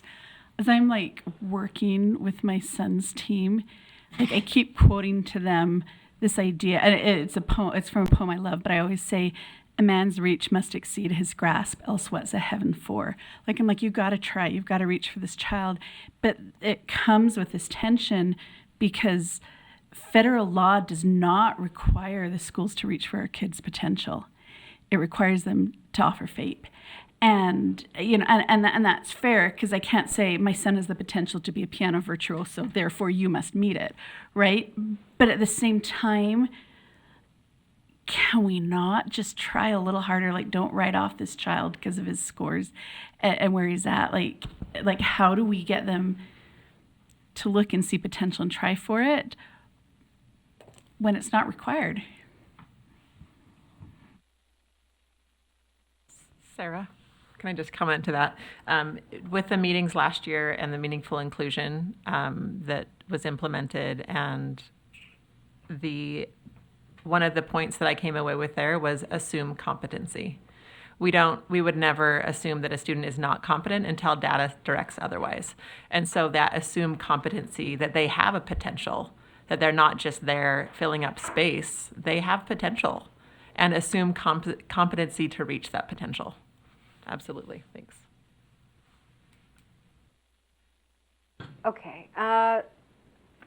Systemic process improvement for FAPE for DCFS students. Improvement. Oh, it's all one word. Systemic process improvement for FAPE for DCFS students. That might need some context. Does that make sense? DCFS kids, I used to be a guardian ad litem in a prior life, and so I represented kids in DCF custody, and they get bounced around, and DCF does an amazing job. I mean, that they do. It's a tremendously difficult job. But you've got kids that are bouncing around to different schools, and sometimes that happens a couple times in a year. And when I was there, and it may have improved significantly, their educational records are often weeks, if not months, behind them. How does a new teacher implement an IEP that doesn't even have it? So maybe there's been systemic miracles since then, but there has not. We're working on that, and one of the things that we wrote down that I feel like goes along with that is DCFS youth, especially with high behavior needs. And so the high behavior needs a lot of times are undiagnosed disabilities. And they get moved so frequently that none of the schools are actually taking into account like reassessing their IEP for disabilities. The other thing is especially when we get to high school where credits matter, if you have a youth that blows their placement in the middle of a quarter, a lot of times they get no credit for the work they've done. And things like that, schools are not able to work together. And so that was one of the things that we had initially written down as well, is for youth that have to move frequently, and that can be DCFS, that can also be mental health placements. It's not just only DCFS. There needs to be some way to make sure not just their educational records, but the work that those youth have put in, they're not in control of their life like falling apart in the middle of a quarter. Like they're not in control of that removal happened in, September 23rd, and the end of the quarter is not until the end of October, right? And so these youth, all of that work, sometimes it's not enough, so a school won't transfer that credit because they don't have enough seat time or they don't have things like that. That work gets lost, and then those youth are behind for graduation, even though they've put the work in. And so I think that goes along with what you're saying as well. Yeah. I wonder if this matches services across the state. I was thinking when we were talking about something being the same, or how we were shocked that things are not the same from district to district. And I know as a SPED teacher, it's really hard because every district has a different IEP system and like the way that we write it. And like the coolest thing that would ever happen would actually be if the state came up with one. So you could be like, oh, you're in a new district. That's every state's dream. Send. Like, it's done, right? Versus a whole new file. And then they say, hey, SPED teacher, you're supposed to hand type that IEP into the new system in your free time so that it's now in your system, or hold a whole new IEP within 30 days. And you're like, cool, I don't know this child yet. So if we had like a system that went across, it would be so easy just to know exactly what that kid needs. And maybe with special cases or DCFS or something, again, it would be a way easier transfer. I don't know how we do that, but it would help so much. I feel like that one goes along with, for the DCFS students, combating bad district policy, because really the issue there is administrative.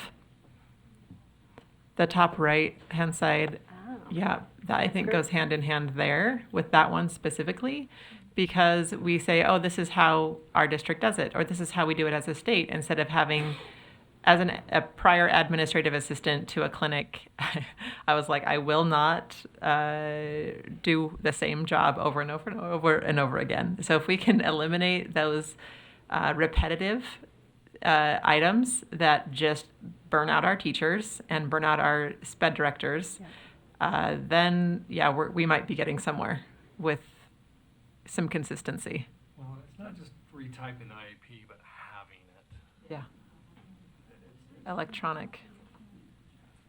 Okay, we have one more new one I want to read, which is data on RISE, R-I-S-E, for students with disabilities. And someone's going to have to tell me what that acronym is. Yeah, so RISE is the statewide end of level test. It's the test used for, excuse me, grades 3 through 8 in Utah for accountability. Then we use a version of the ACT, a Utah-specific version of the ACT for our secondary statewide assessment. But yeah, that's what it is. It's the statewide end-of-level assessment. All right, and we have that with academically appropriate IEP goals and established achievement benchmarks for math and reading. Okay, so what we're going to do next is we're going to give these groups some titles. And I think that that'll help us to really pinpoint exactly what the group's about and figure out exactly what goes in it. So this one here, promote parent advocacy support with LEA and increased parent engagement / home intervention and collaboration with available resources. What do you think is the thing that links these together? What would you call the point of this group?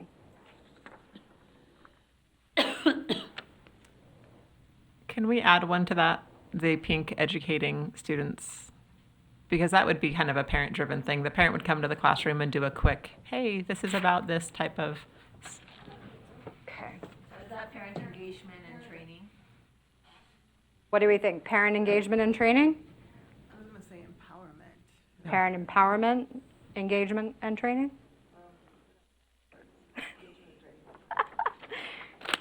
Okay. Does anyone have nice handwriting and want to write these for me? All right. Yeah. My handwriting is really garbage, so. Just the notation stood out when we were talking about it, because it's one thing to be kind of a school system facing a parent and saying, you need training, you need resources. And it's another to say, you have resources, how can we work together? So that parent collaborative. And the parent advocacy support, what we were envisioning is helping to, kind of maybe even create support groups, so it was really a collaboration idea that underpinned that one as well. We also, Mike, there we go. We also talked about how parents don't necessarily know what supports are out there for them and how they can access that. I'm going to put parent collaboration up for this one. And I just want to say, these are like our quick, easy go-to tags to kind of tell us what's in this group. But when we sort of finalize them, we're going to write out like a full sentence that really encompasses absolutely everything in the group. So I don't want you to get too caught up on trying to make it perfect because it won't be. Just a thought. Yeah. You asked us to put new ideas on there, but we Yes. have one related to that group. Can we put it there? Because I think it helps to add to the idea of the collaboration and all the different things. It says parent communication pathways, school to parent, parent to parent. Sure, yes. We were going to put up our last ideas after tagging, but you can put them up now if it feels right. I'm not a tyrant. Okay.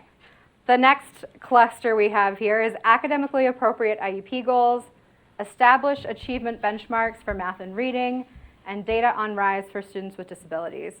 What do we think is the glue that holds these together? Yeah, I would Academic say, achievement? like the other day on the meeting, we were talking about results-driven. In my mind, that's like academic results. You know what, and it kind of goes along with potential too, because sometimes I feel like, what my goals are to accelerate my learner as far as they can go, it doesn't always match up with what I think the school's goals are in some cases. So. Maybe it's bridging achievement gaps. Bridging achievement gaps? So something else I see as a thread is progress monitoring, really, for the student, because we're talking about data on assessment. We're talking about establishing benchmarks, and the point of establishing them would be to monitor. It has to be monitored, but we don't have the benchmarks to monitor. Not being established. Academic Benchmarks you have in elementary, you have a student needs to achieve a certain level of, fluency. I mean, when I have met with my teachers, this is the benchmark for the district or the state, and in this fall, your student was at this level, and in the spring, your student is at this level for that. Our essential elements curriculum doesn't have benchmarks for the school. You're talking about essential elements specifically. Okay, because I was like, there are benchmarks. Not for respect. Well, and we're compared to regular benchmarks. How do you create benchmarks for essential elements when they're so diverse? I do want to pull us away from the debate. I know we love the debate. I love the debate. But I do want to pull us away from the debate, if we may, and just refocus, if we can, on, again, what do we think, why did we put these together? What did we think that they had in common? Whether or not we agree that they should be it's there. like academic data. academic achievement. Academic achievement? Okay. Thank you. I know, I love to debate. I'm sorry. I feel like the worst when I do that, but I promise we'll get to that. Okay. This next group, combating bad district policy practice, i.e. dinosaur rules that serve as a roadblock to FAPE and IDEA. Systemic process improvement for FAPE for DCSS students. Flexibility and specificity in meeting individualized needs throughout the creation and implementation of the IEP. How can we promote an attitude of reaching for potential in an environment of specific requirements and reporting? And teacher participation in district level policy decisions. Increase teacher participation. I don't think I read that one before, I'm sorry. Like a process Process? related. Okay. That's a pretty broad title, but. And so Pretty broad title. policy alignment with need? Our intent behind ours, which was the purple one, was to really individualize services for a student. We feel like there's a lot of one-size-fits-all kind of programs and goals. So that might not fit with the others. Do we feel like individualized services does encompass these? Do we want to move that purple one? Well, actually, I like that individualized service. It does. So with the pink one on top there, with the district policy. My idea when we were talking about this, policies that prevent individualization, reserve IEP team decisions to administrative committees. Question resulting in lack of individualized supports for students. I actually think that fits. Okay. Yeah. Okay. I worry though about the that specific DCFS one Mhm. because I think that's so specific and it's not really the idea of an individualized. And I wouldn't want us to lose that very specific. I think it could be included without losing it because the DCFS issue applies to all of our students who are more transitory in our schools. And a lot of the times it's because there isn't a good system to have their information follow them, to award credit for the work they've done. Are they halfway through an RTI process and now they're starting over at the new school? So I see all of that as like the systems and processes that we need to like critically examine and improve. Okay, so let's call this individualized services for now. Does that feel, no? That's okay.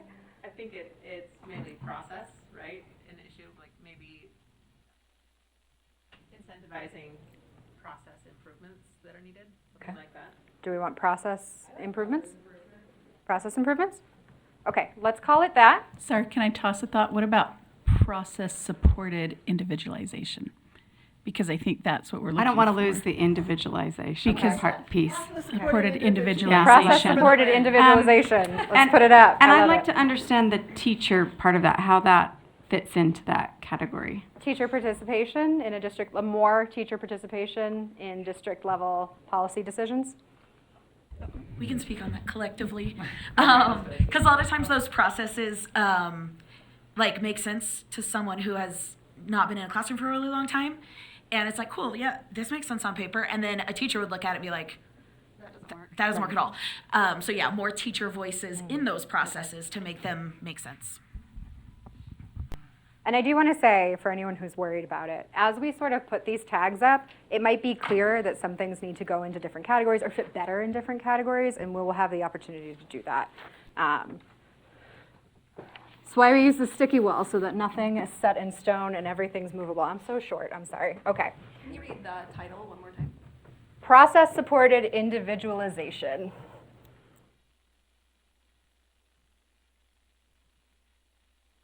Can I just make a comment with that? So going off of the teacher one that you just talked about, so this teacher burnout, caseload caps, I feel like that's individualizing also teachers, right, in the process. So I don't know that kind of fits together, but I feel like based on kind of what you're saying, that they all kind of fit together.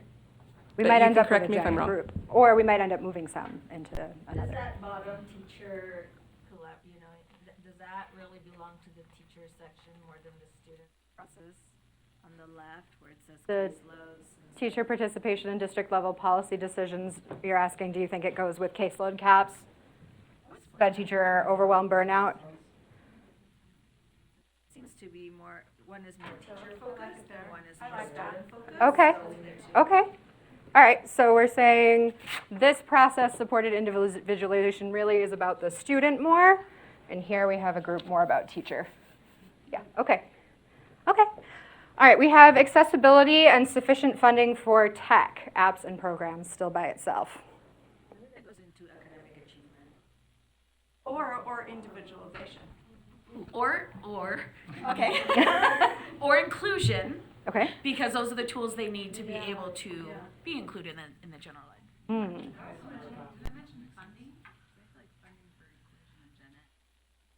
It can also be its own if you want. There's no rules here. Can we duplicate it and put it in several?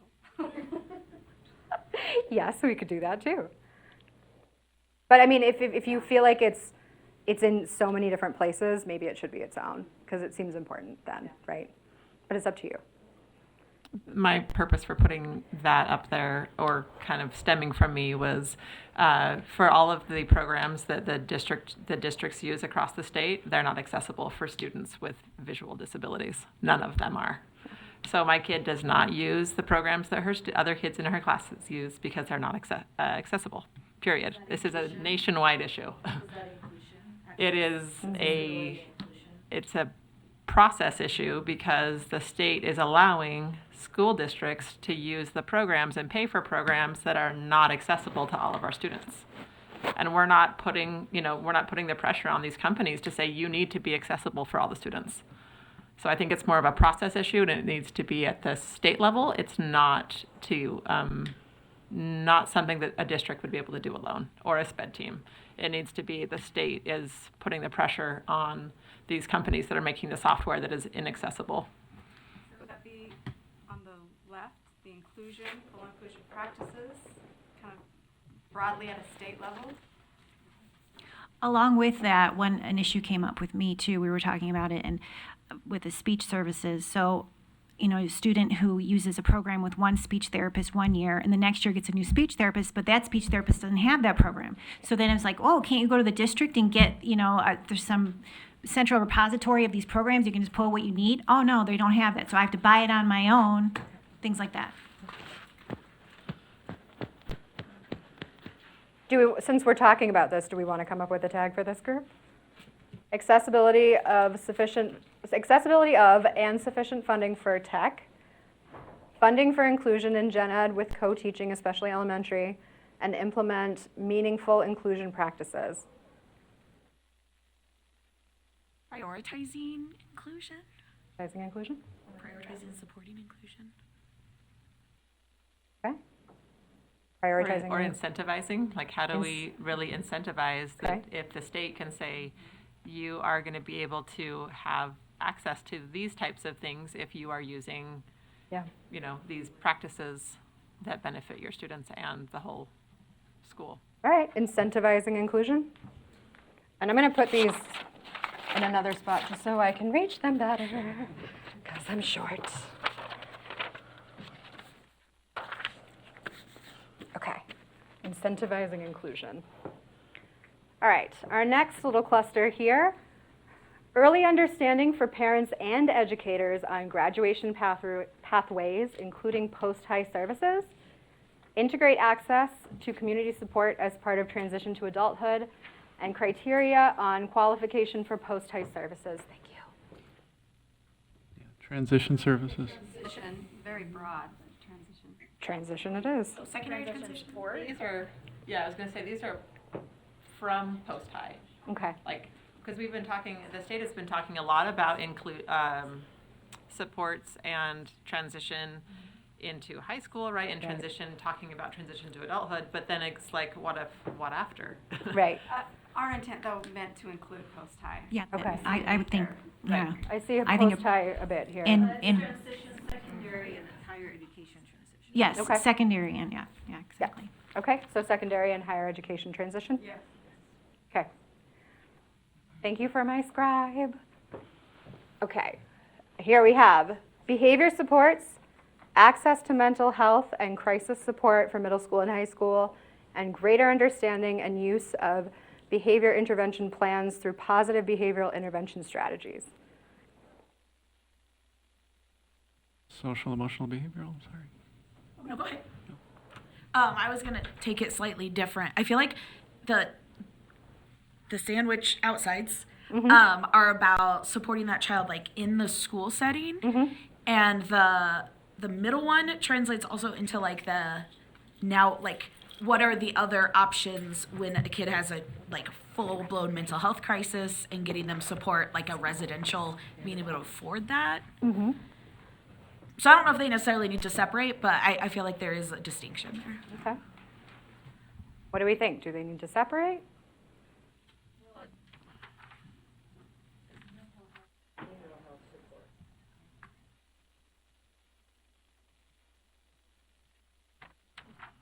Do they need to migrate into another group?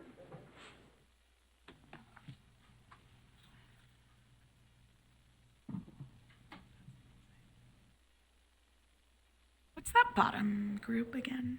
This one? Yeah. Enhanced resources and support for rural schools and areas, consistent services across the state, and allowance of outside contracted professionals. So I would maybe move the middle one down to that.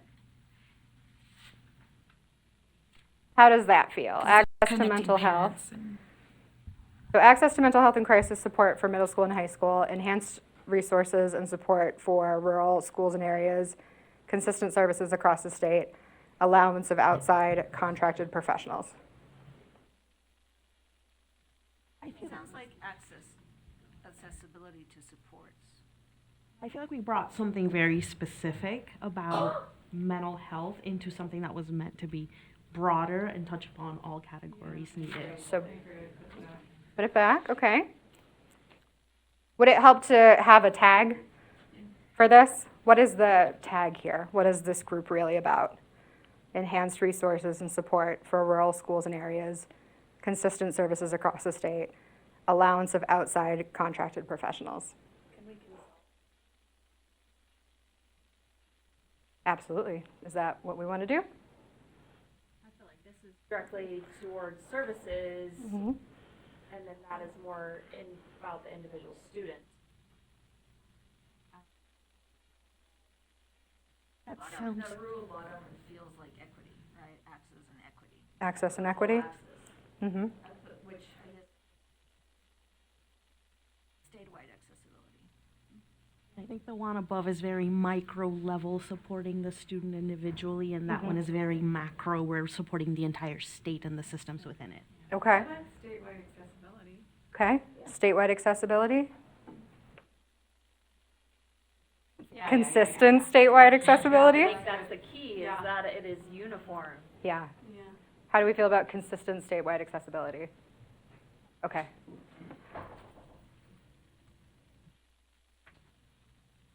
All right, and then this one, we were saying maybe just behavioral mental health services, or what, how does?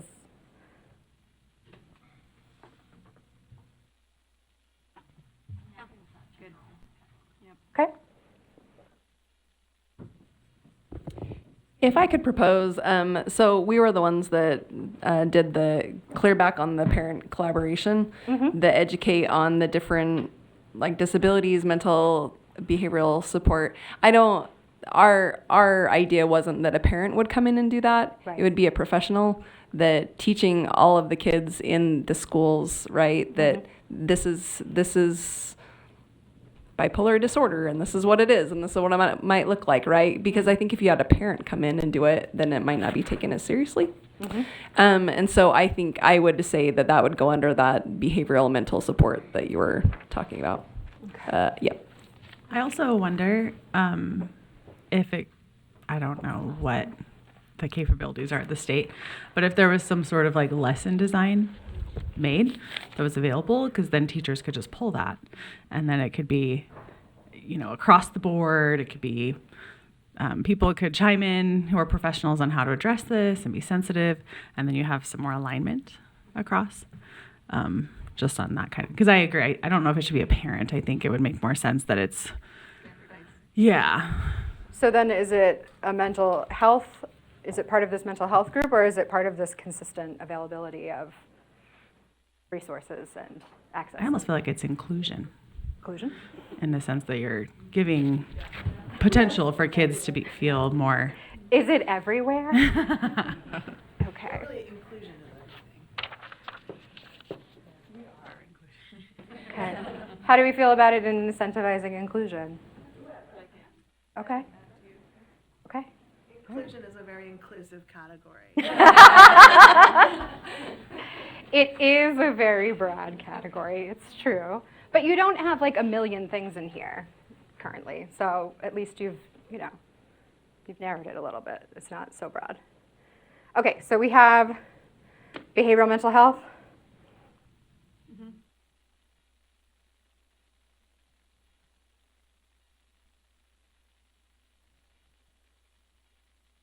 All right, and then I think our last cluster here, we have teacher participation in district level policy decisions, caseload caps, sped teacher overwhelm and burnout, para retention, mandatory training. Teacher support. Teacher support? We'll have to say teacher / para. And so Maybe Special education, professional support, teacher support, and educator. retention. Yeah. Okay, special educator, support, and retention. and retention. How's that? That's good.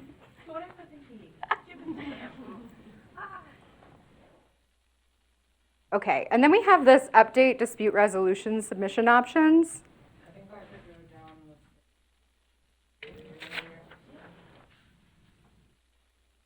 How do we feel about that?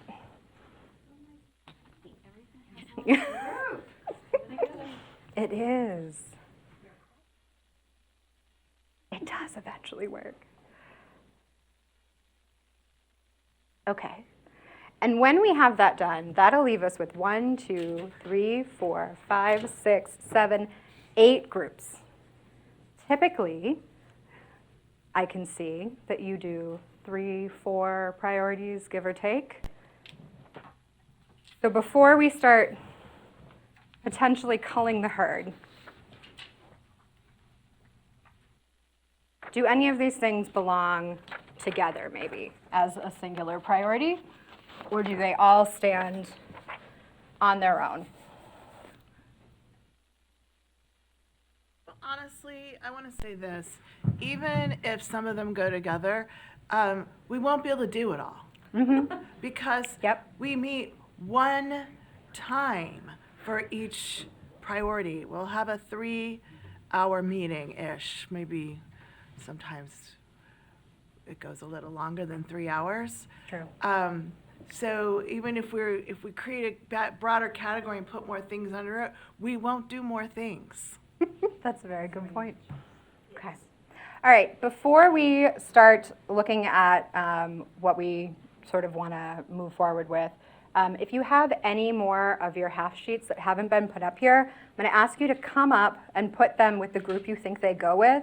And for me, can you put a little square on them so I know they're new? That's just for my benefit.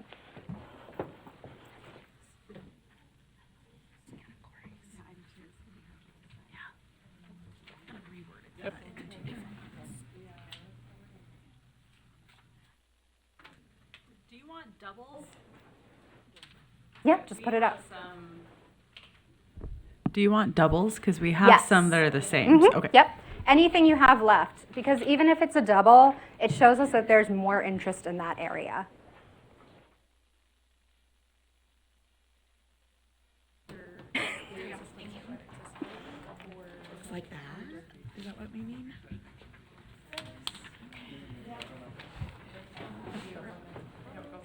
You don't have to, but.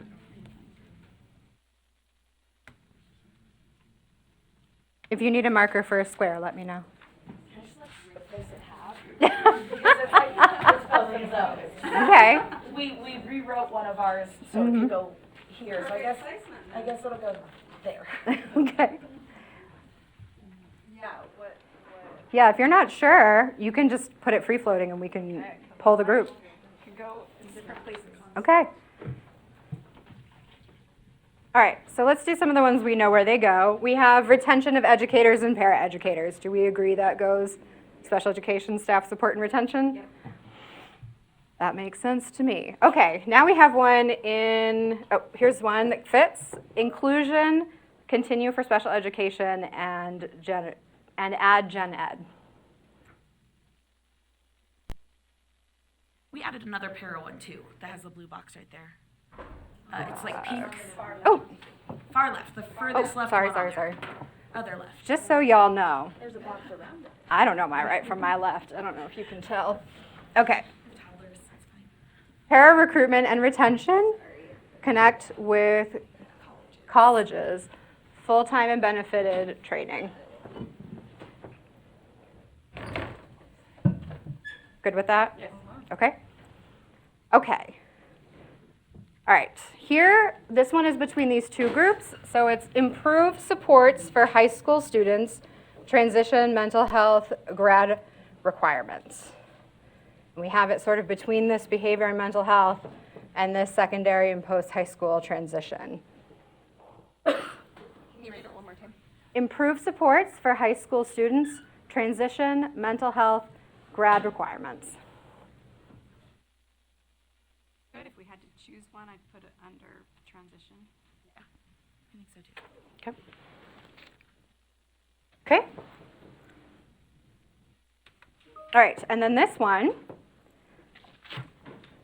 This is 2023-2024 priority 2, with supports for homeschool and education across the board.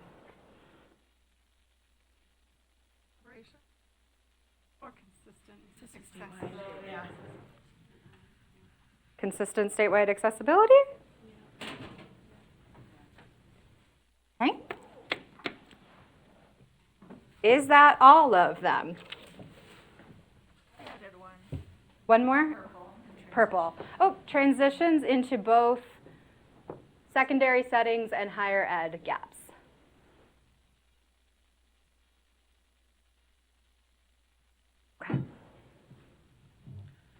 Okay. This is a really good list. I wish we could do them all in a year. Now, typically what I like to do is I like to have a vote, but not in like a, we'll vote on all of them and take the top 3, because I don't feel like that's appropriate, because the top 3 could be relatively small and you could feel like you could fit a 4th one in. Or the top 2 might be enormous and you're like, no, we can't do more than that. So what I want to do is I do want to take a vote, but I really want to just sort of see where the interest lies. And we won't necessarily take the top, however many. It's just for us to sort of see where all of our heads are at. We have about 10 minutes to lunch. So here's what I'm going to have you do. I have these little strips with dots, and I'm going to have you take your little dot strip, and I'm going to have you take your 4 dots and put them on the tags, if you can, for the ones that are most interesting to you. You can spread your 4 dots out across 4 different tags, or if you feel really, really strongly about one, you can put more than 1 dot on it. Okay. I'm going to give you your dots. The color of the dot does not matter. No. And I did not cut enough of these, so I'm going to have to cut more. Oh. Oh, that's okay. Oh, titles. That one down. All right, I'm going to cut a couple more dots. And then we'll be about to wrap up for lunch. Leah, do you want to say anything about lunch? Is it okay to start? Oh, yeah, by all means. It's going to be yummy. Can you smell it? Oh. Smells amazing.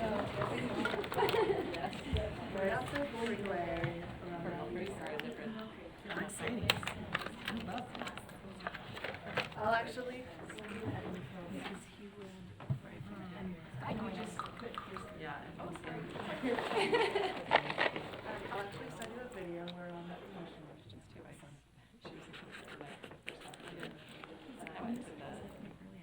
Okay, if you didn't get dots, come on up here so that I can give them to you.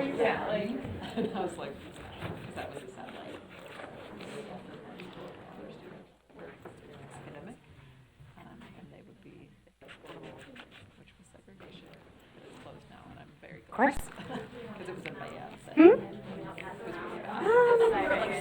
If you want, yeah. If you want to pass them along.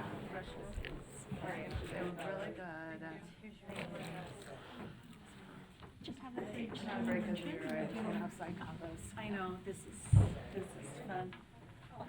I'm like you this in person. Yeah? Good. We've done a lot of them virtually lately, and I just don't think they're as fun. Okay. Perfect. Cut a couple extra just in case. There is a basic. Oh, not at all. Yeah. I'll have her send you the basic protocol. We use it a lot. Yeah, of course. In facilitating big group consensus building meetings. In fact, I even have a book upstairs. I will go get it. Here, do you want a pen? Or do you want a marker? Okay. It's super helpful. Yeah. I'll be right back. I said just said the same thing. This is amazing. It is a pain sometimes, yeah. Put your phone and then, yeah. So, how long have you been? They do not. I just couldn't see the yellow from across the side of the room. The yellows are hard to see from a distance. I got this job that I'm in right now in, there's a lot of youngers here under secondary.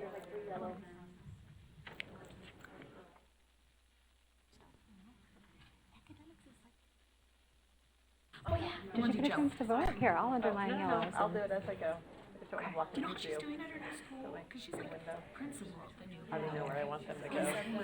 It's really hard to pick. These are really good. No way.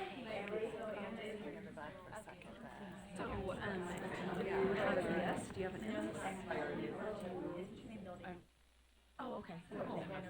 Also, if you're struggling to decide and you want to take your lunch, we're kind of done until lunch is over, so you can take your time if you want. Directly across the street is like the and USEAP and then center, like the Elia ship or whatever. And then like there's the archives and then the next, like the neighborhood, because we all have our the backyards are the archives and the health center. Yeah. Human beings, not just big processes. But yeah, but DCF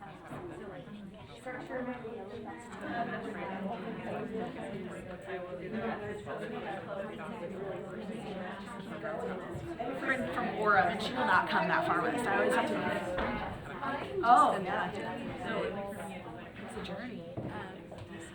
Oh, geez. Do you work remote? Oh.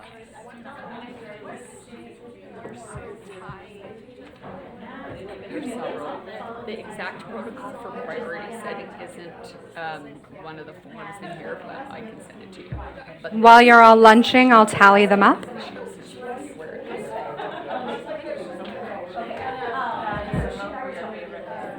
you're bound by processes.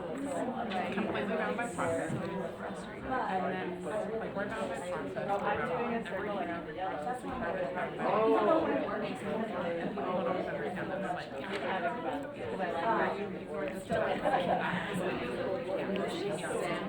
It's kind of fun, right? I like the sticky board.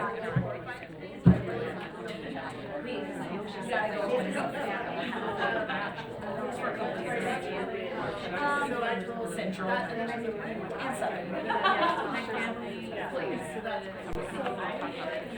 Yeah, Kentucky. Remember? My grandma lives in what did you just say? You're right, it is fun. Oh, I thought you said the words I was about to say. That's why. What did you say? Live and work. Okay, my grandma's from New York. Down there in Kentucky. All right, do I have everybody's votes? Oh, okay. Nobody's jumping up and saying I haven't voted yet, so I'm going to say that's a yes. I've seen things like this before, but this one is so simple. Can you email it to me? I'd be happy to share. I'll D. You have my permission. Oh. You have my permission.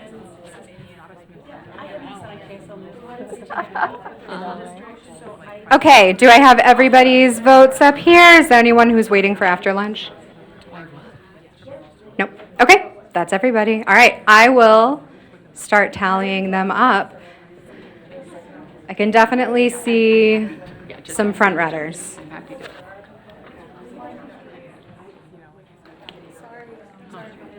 2, 3, 4, 5, 6, 7, 8, 9, 10.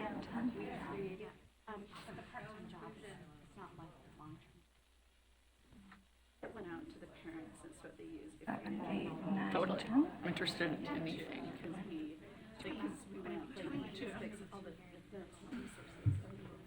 Alex, Yep. while you're doing that, adding that up, and I know that we're getting close to lunch, and as soon as you can smell lunch, it's hard to get people to participate anymore.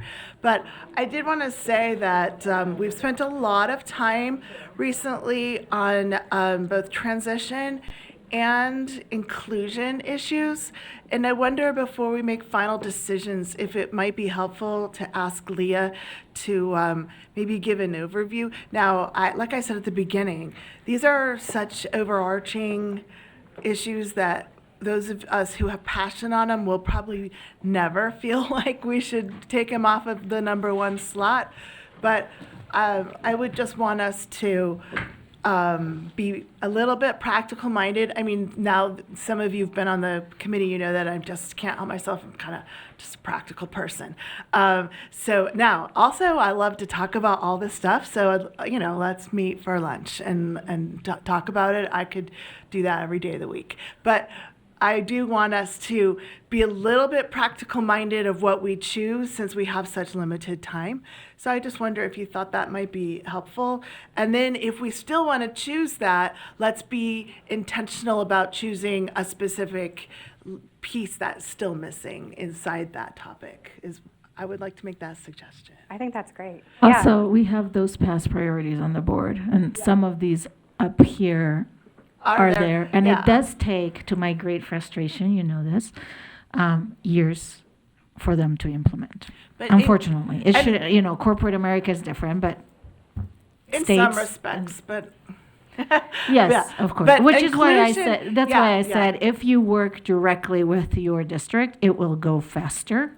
But overall, statewide policy guide, look at what has been done. I mean, there's one piece that was said, number 4 from 2022-23 that they didn't pick up, which has a lot of support up there. But look at what other things we've already, you know, with teacher and paraeducator shortages, it was all about teacher support. Why was there a shortage? Because there was no teacher and para support and incentives. And so maybe discussing those and being aware of what has already been approved and move forward with USPA's board.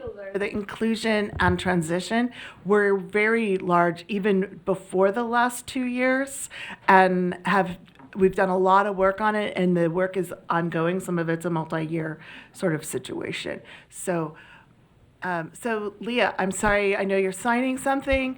I did give you a heads up right before we came back together, so I'm not entirely putting her on the spot, but finish signing and then jump in, please.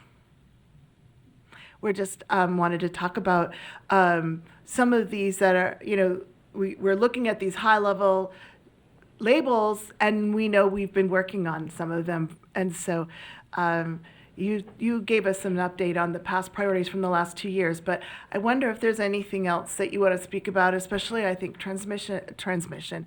I actually work in the energy industry, so transmission is something I work on a lot, but transition is something Leah works on a lot, and also inclusion. So maybe you could give a little more update on some of the stuff that's still going on in those areas. Yeah, I'm happy to. Thank you. So, post-secondary outcomes for students with disabilities is a state priority. It has been a state priority for very specifically an accountability priority that we report annually to the federal government. It's a priority that we chose as a state. We have to report on it as required by the feds, but then we in Utah chose very specifically to work on it above and beyond what is required 3 years ago. So we have a statewide post-secondary transition collaborative that includes, let's see, Amy's on the collaborative, so it probably includes 30-ish people. There's 50 total invited, but then, Yeah, about 30. Yeah. So every nonprofit organization that we can get a hold of, all the state agencies, the universities, all participate. There are 3 goals that they're working on: seamless services, access to services, and there's parent-family engagement to improve post-secondary services. We have we created a baseline goal to decrease the amount of students who leave us 1 year after they leave us, leave the schools, to be unengaged or underengaged, meaning they're not in some kind of post-secondary education or the Army or doing some kind of religious service, or they don't have competitive employment, meaning they're not working at least 20 hours a week, making at least minimum wage, or they're not living independently. So to decrease the number of students a year after they've left us who are not doing at least one of those 3 things, and to decrease that over 5 years by 20%. And we actually met our goal this year, so we're in decreasing in statistically significant increments over 5 years, and we met the goal, which is pretty amazing and wonderful. So we're working very intentionally and very strategically with pretty much every organization that we can think of that serves students and individuals with disabilities related to post-secondary transition. But we can always do more. We can always do better. We always need, insight and information and ideas. But we have a robust collaborative to support that particular goal. The behavioral health and social emotional services. So the board approved dedicating a couple $1 million in carry forward funds. So funds that didn't get spent, state funds that didn't get spent because of all sorts of different reasons, and the legislature allowed us to keep and didn't just take back. The board approved using those funds to support the behavioral health collaborative that I told you about. A landscape analysis is being done by a third party to determine what services and supports are available across the state. Surveys and focus groups are being done by the third-party provider, internal to the school system and external to the school system, because we're talking about community programs and we're talking about seamless services and supports across agencies and organizations. So landscape analysis is being done. Professional learning is being created that's asynchronous and synchronous. So you can show up either on Zoom or in person to receive professional learning. If you're an educator or community service provider, you could do it as a parent too, but it's very educator specific. But asynchronous, so you could do it 2 o'clock in the morning if you're awake and don't want to be shopping. Oh wait, that might be an editorial comment about my habits. Okay.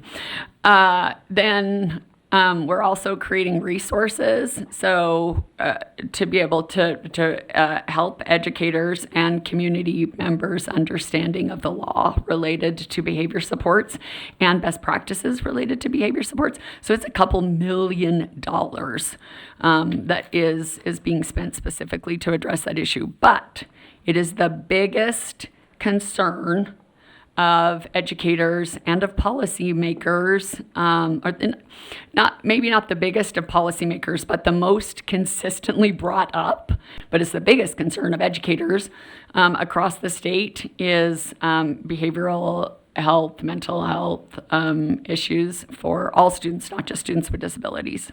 All students.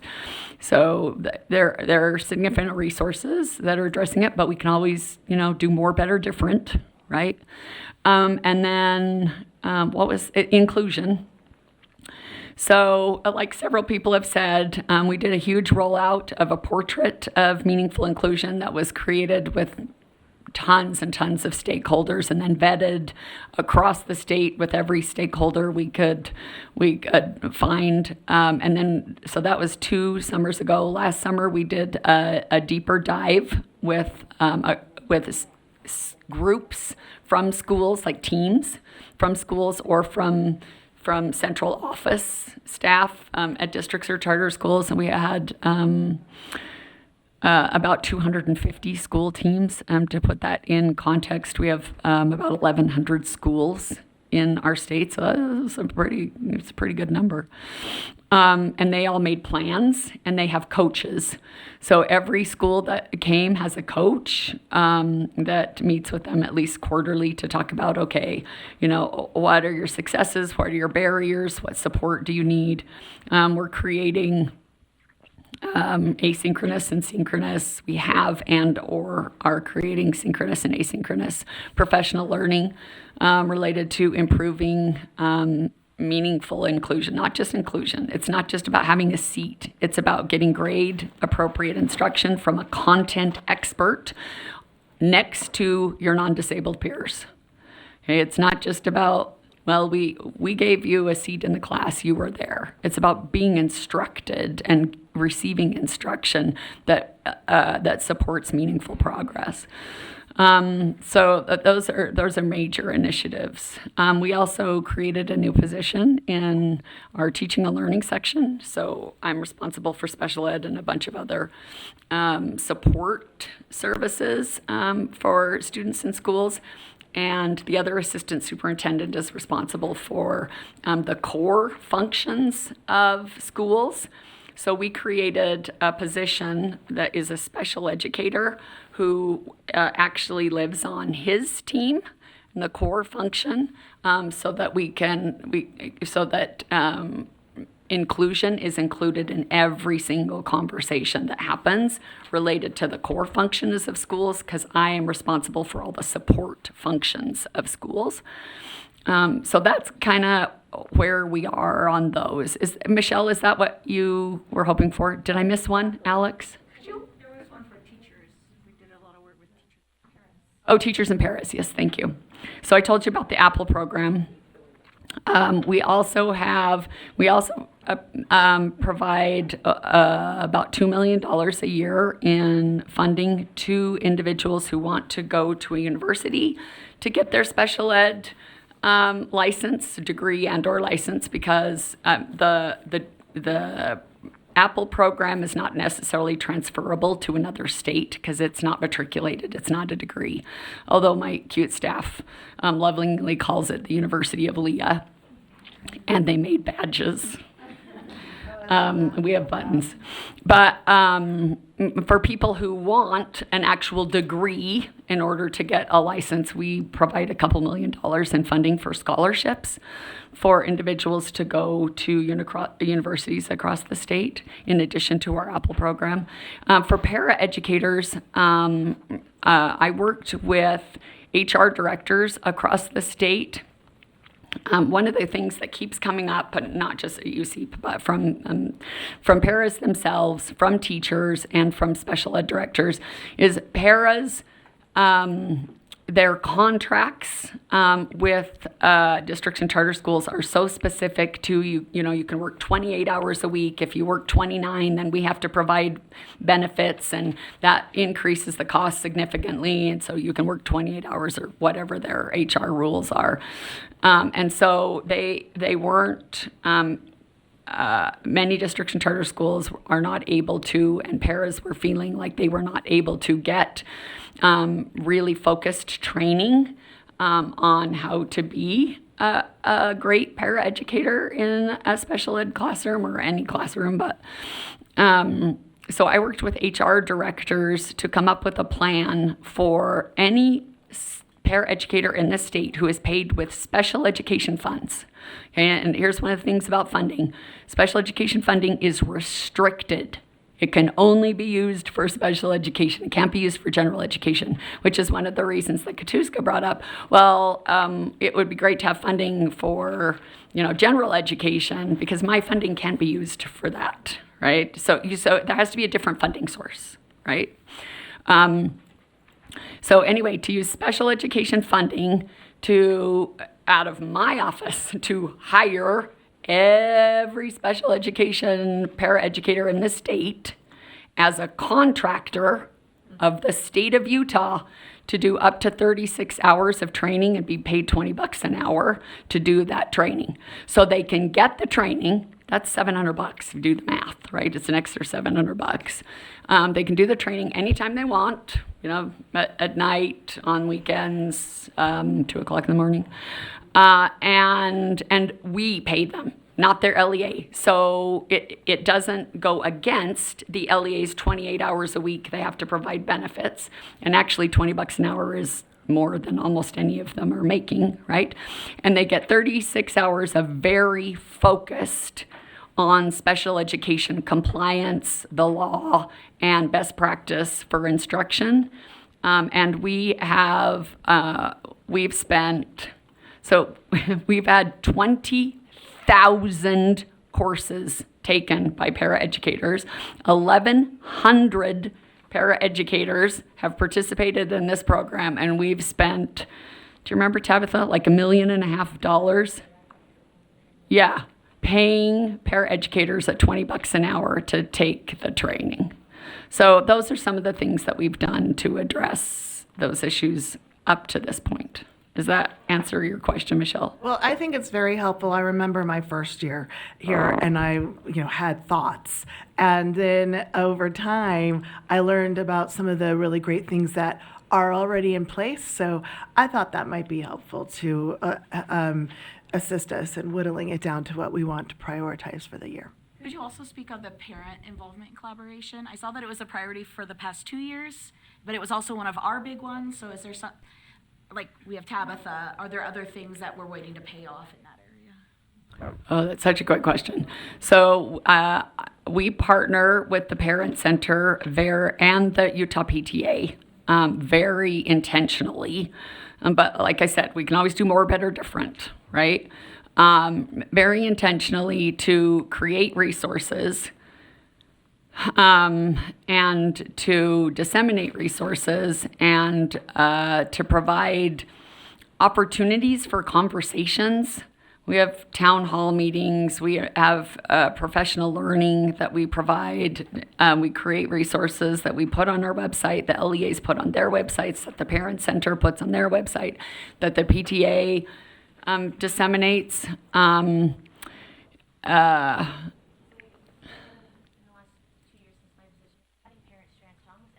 Yeah, true. Almost every major statewide conference we've had, we've added a parent strand and tried to advertise it. It's all free. And just to that point, so federal funds cannot be used to pay for food. And look, there's food right here. So one of two things is happening. And same thing at the conferences. State funds have to be acquired to pay for food because federal funds can't be used for food, except in the case where the majority of the individuals that will be consuming the food are parents of students with disabilities. And then you can use federal funds for food. But in the case that Tabitha talked about, the State Board of Education actually paid for those meetings. They gave me and my team $200,000 of the state board's budget to be able to pay for the parent sessions of our conferences. So that it was important enough to them that they prioritized it and they gave me state funds to be able to pay for that. How well attended those were? Yeah, so they were not as well attended as we had hoped, unfortunately, but we had 5 sessions and we had several hundred parents that attended with us. But that may be a slight exaggeration because some of the people who came are like some of you who are also teachers. I mean, they were parents, but they were also teachers, and so they chose to come to that one, or they chose to come in addition to the educator versions that we had. But yeah. I guess they keep doing it, but let's advertise it better. Yes. I don't think parents knew about it. Well, one of the issues is how to get to parents, right? I mean, that's one of the reasons that we created a position for a public information officer. So is advertising on social media, at press releases, advertising through LEAs, through the Parent Center, through the PTA. But if you have an idea that we haven't tried, we're in, right? We're in, so. Yeah, do we know what the priorities are for USBE? We know that when we pair up and piggyback onto their priority, like the post-high was for transition, we are more successful in getting the funding, getting it faster. Do we know, and I know we're going to have a change in January. We are. Which should be very good because well, depending on who wins, right? But potentially there will be somebody with SPED as a background. So it's such an important question in this context, but just in the context of the work that we do in this agency. The State Board of Education has been working for 6+ months now on updating their strategic plan because it was a 5-year plan and it's lived its 5 years. That has not been finalized. So that may be finalized in the next couple months. It may not be finalized until after the election, and we know for sure that we will have new state board members joining us, so they may choose to wait until then. But they are working on updating their strategic plan, and as soon as they have that, that's definitely something that we can reference and I can share. So that's a really good, useful thing to consider. Can you address what the as Katuska. was saying that, like, not every district has to, right? Because there are rules that they can't implement in the district. But they can't say you have to do this rule type thing. Yeah, so the catchphrase is local control. So in our state, the way our political system is organized is the legislature has certain power, elected state board of education has certain power, and elected local school boards have certain power. So your elected local school board has some power that the state board does not have, and that the legislature or the Constitution has given them. And so there are things, and Katuska has learned this from these conversations in the last few years, there are topics that the State Board of Education either does not have the ability to take on or chooses not to take on because the local education agencies, which in this case is school districts, because charter schools do not have elected board members, they have appointed board members, so it's not the same. The governments of charter schools and school districts is not the same, okay? They have a board, but they're not elected, so they don't have the same power. So your elected local school district board members have power to make quite a few decisions about how money is spent, how laws are implemented, how programs and initiatives are, no worries, are prioritized. And so in this particular state, the way our governance is organized, the state board there are things that the legislature does not tell the State Board of Education to do. The state board gets to choose because they're elected. And there are things that the State Board of Education cannot and does not tell school districts and charter schools to do because local boards are elected. You voted on them, you chose them, and if you want that to change, you have to go to the body that has the legal jurisdiction over that particular issue. And Leo, let me jump in here for a second. I think we need to go to lunch. We need to eat lunch. We're never going to finish.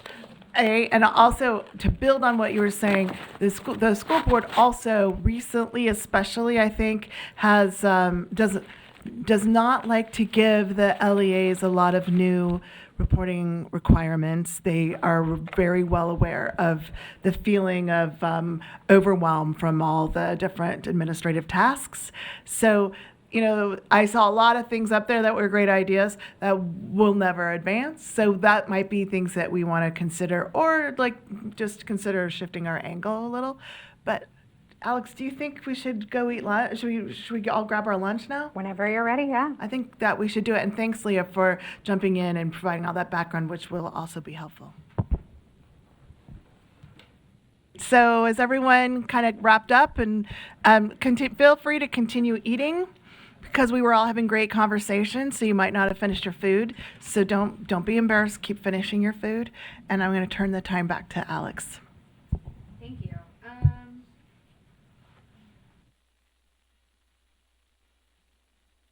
My mic's doing weird things.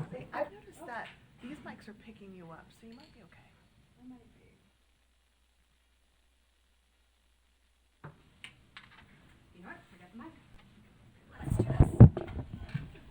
How's this for everybody? Can you hear me? All right, perfect. I will do this then. So while we were on lunch, I took all of our wonderful half sheets off the sticky wall and put them into a document here, because I figured it would be a lot easier to do our wordsmithing and whatnot this way. So each of the kind of tagged papers we had is here. And then next to it, I put how many people voted for it. And then underneath, I put all of the things that were in that group, all the little half sheets that belong to that group.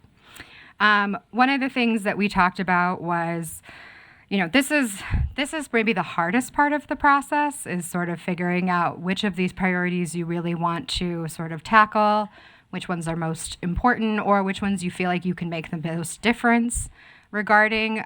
We did talk about how some of them are repeats, but here underneath you have some probably things that you didn't talk about the last time you had that priority, right? So we've probably talked about inclusion before, but did we specifically talk about, the tech accessibility piece, right? So there are definitely some pieces underneath that are probably new and unique. So I think the first thing I want to do is maybe open up the discussion, and just so we don't get too off track, because we have a very limited amount of time, I'm going to put a timer on it, and I hate to do that because it's really good discussion, but I'm going to put a 5-minute timer on. Let's talk about maybe how we want to approach picking which priorities we want to dive into. Do we want to go with the most voted? Do we want to, think about things that are different and unique? Let's put 5 minutes on the timer, and you can all talk about what you think. Just a quick question. Is it possible to quickly scroll down and see kind of the scores on each one?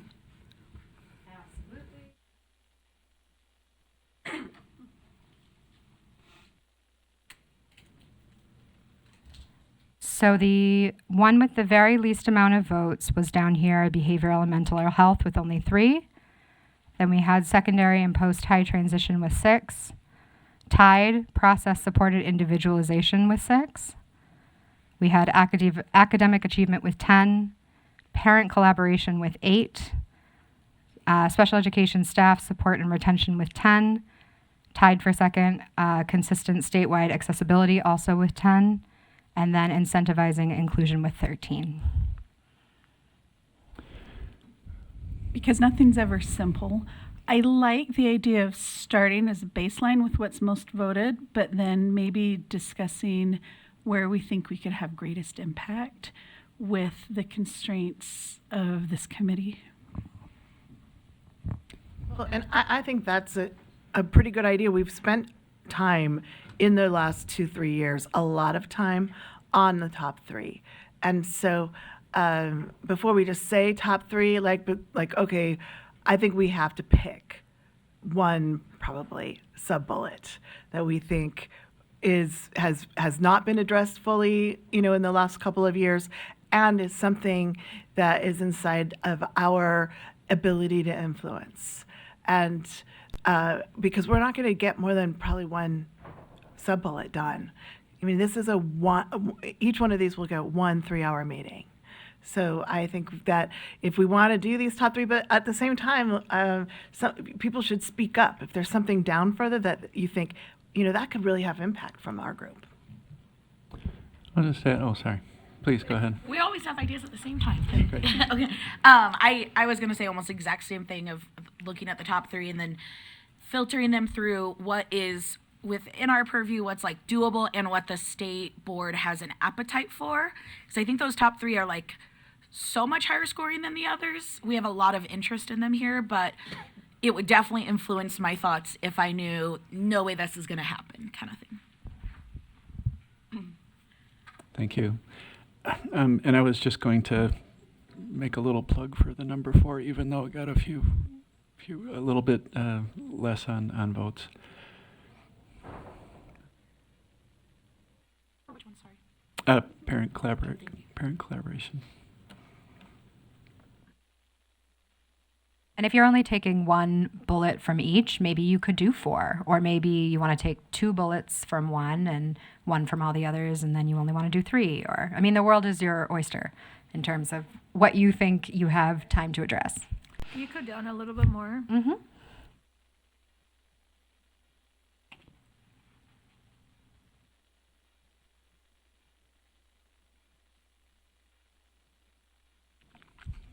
As far as bullet points, one of the top ones has that caseload caps. I think there are so many things on our list that come back to do we have the resources? Do we have the time, space, money, things that we need to do the work in our schools? And I feel like that caseload caps hits at the foundation of so many of them. It will then also point back to like funding and things like that. But so in that way, I don't know if it's feasible. But.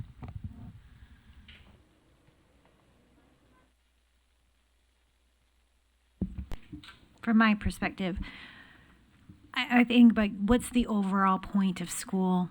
I mean, I'd like, my kids to, like I said, accelerate as far as they can go. So that includes like reading, mathematics, and writing.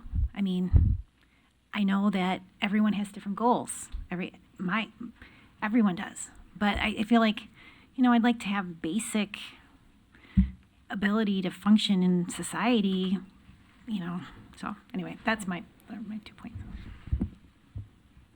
Can I put Leah on the spot and ask her the top 3 that we kind of have focused a little bit on previously? Do you feel like you have momentum in all of those to continue on making progress?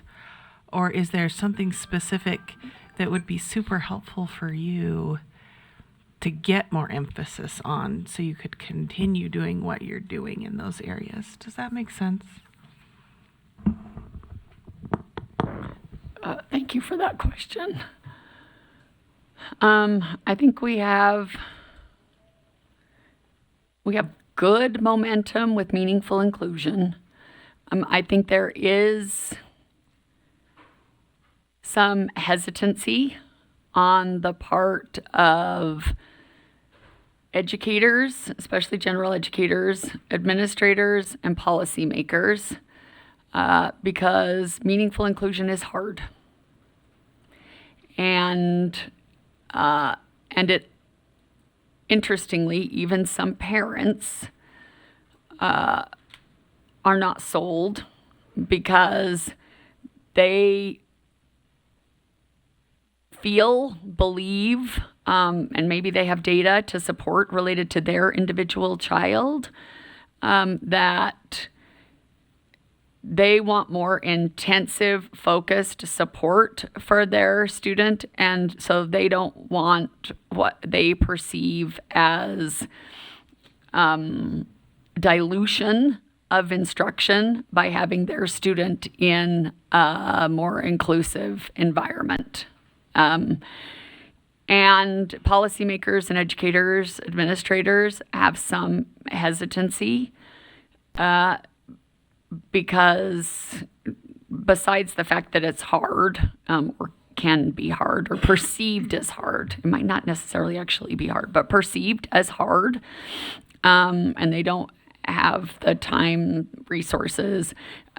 If you include students who have learning disabilities meaningfully, and you include students who have orthopedic impairments, like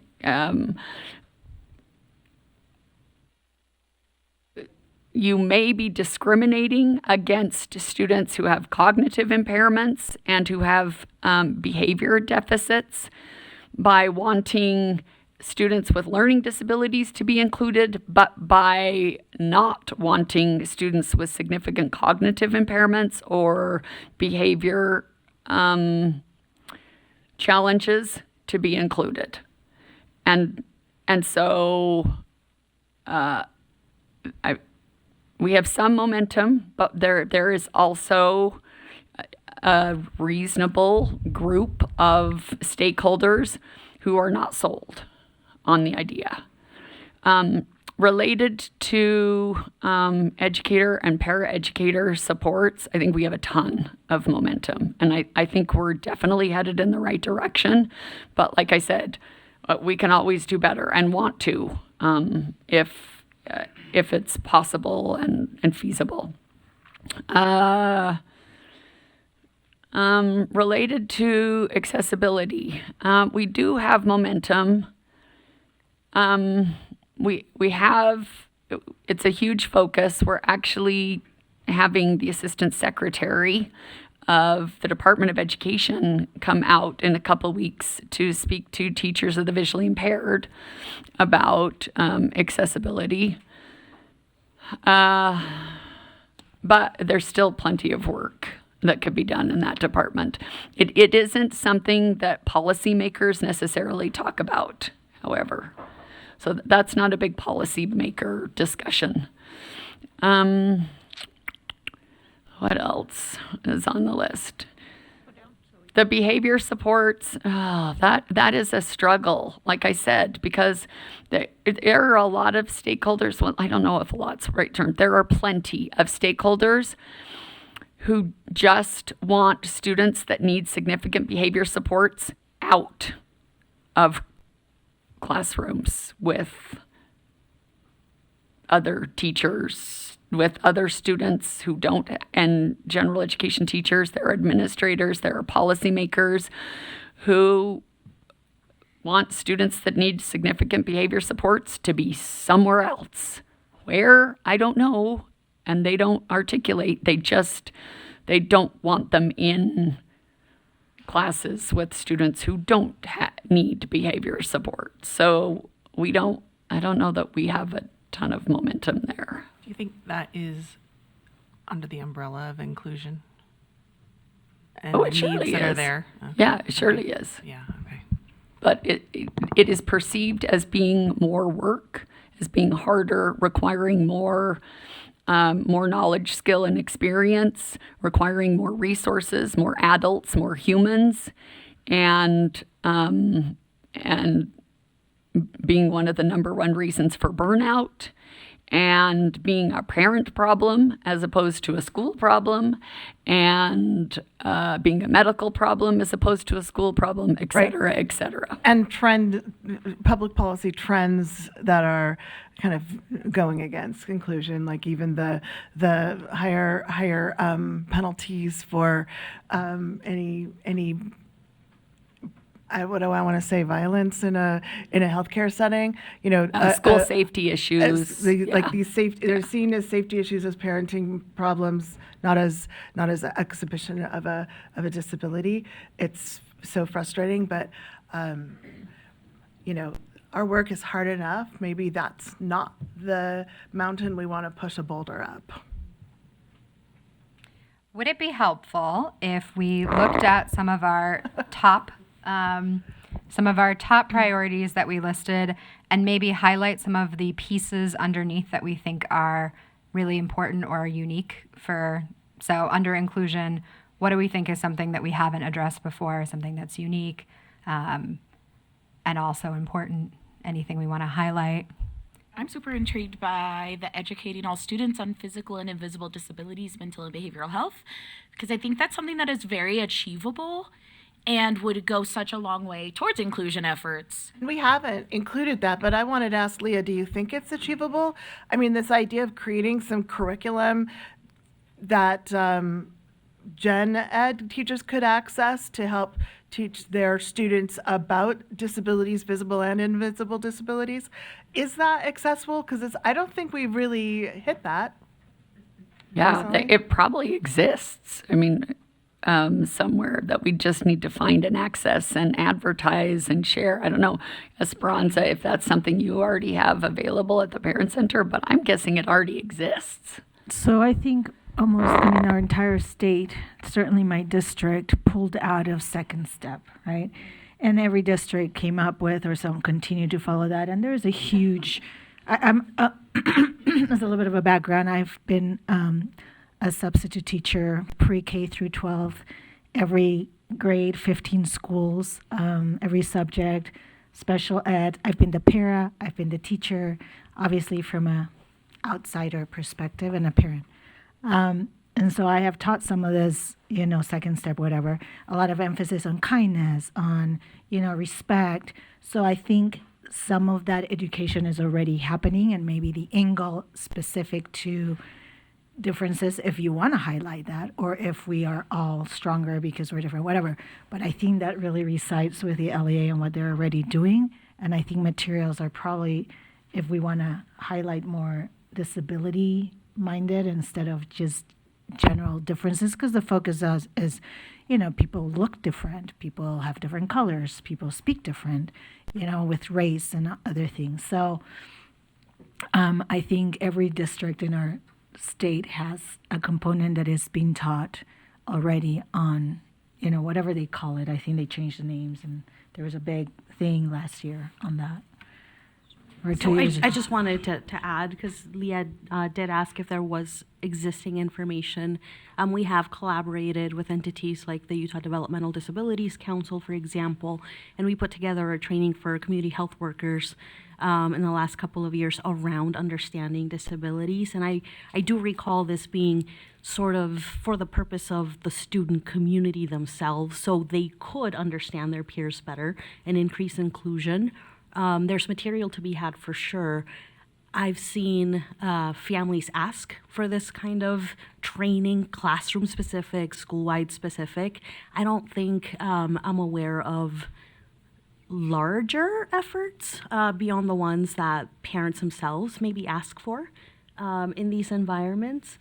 I think it's probably very achievable if this body wanted to emphasize it. But something I want to add related to something that was said before on the social emotional disability, the behavioral supports, etc. It is a boulder to push up. But if this body is not the one that's willing to say that's a huge need we see in our students with disabilities population, who is? So whether or not this is something that will be taken on should be secondary to actually seeing that as, is it a priority for our state? And I just wanted to be sure to voice that, because I know we do have to think through the task of what do we want to emphasize, and I think if the needs are there, that's probably the task at hand. And I think at a minimum, something that we should be focused on in that area, even if we're not able to push the boulder all the way up the hill, so to speak, would be at very least to focus on not making things worse than they already are. I know that there's been some legislation passed in the state recently that, in my opinion, actually is basically unenforceable from a federal law perspective with respect to like changing the definition of least restrictive environment to encompass a smaller range of things than what the federal law requires.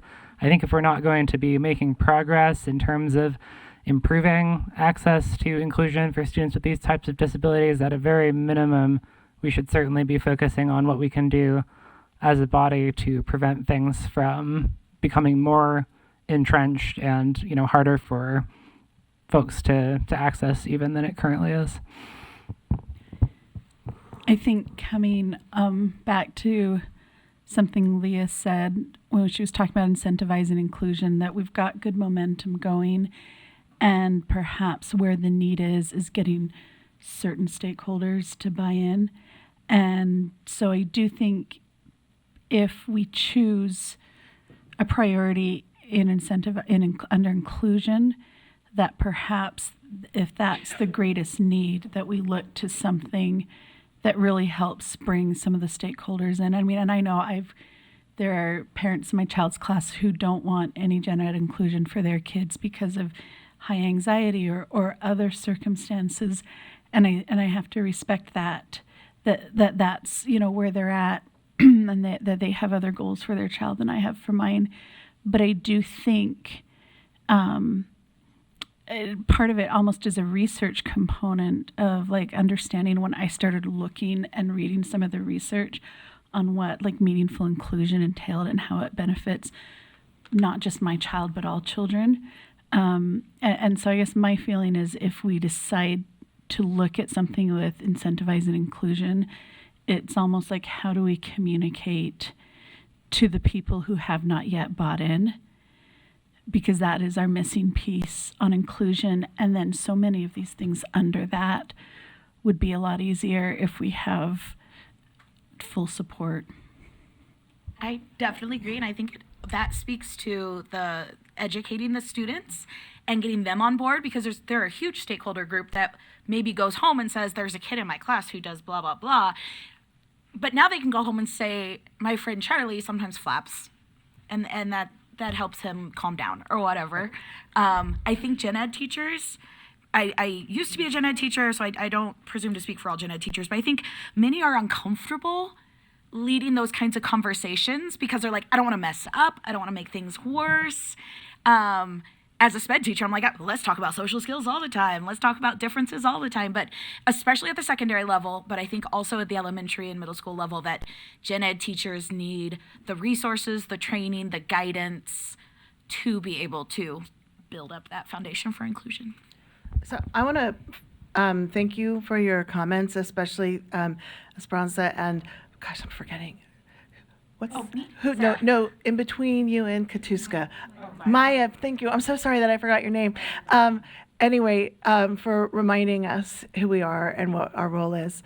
I am a little bit on the other side. I've got a kid who is, has a lot of issues, and there are limits to his inclusion. And I will say that it's not bringing us a lot. It's not necessarily bringing us along. To me, I think there needs to be a lot more resources in the classrooms before I want to see my son included, and in gen ed. Now he's now aged out, so that's not but that would be the issue to me. I think, well, where are we going to get all those resources? But I want to, if I could come back to a couple of comments, let me pose this.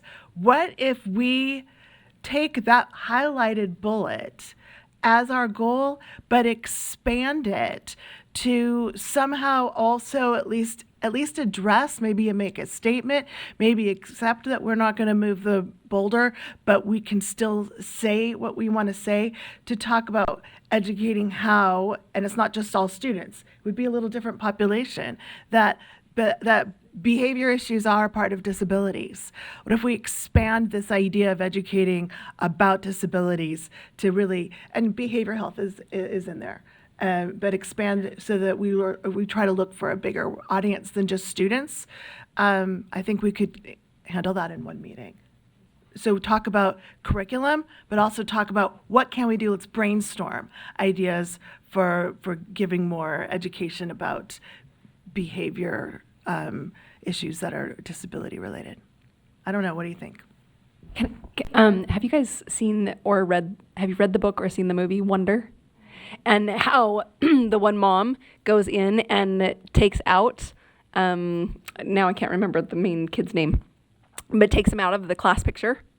And so bullying started with the parents. Do you guys remember that? So I agree that I think that if we could get parent resources on board, not just for special education student parents, but education across the board, so yes, when kids come home and say this student is doing this and this and this, you have this parent that's livid, and why is this kid in my classroom, right? That my little boy has been bitten 4 times in the school year, and he has Down syndrome, he's in essential elements, right? And so I called and I was like, look, if this was my son biting someone else, I wouldn't want him to removed. Right? I don't want this other child removed from the classroom because that's not appropriate for him.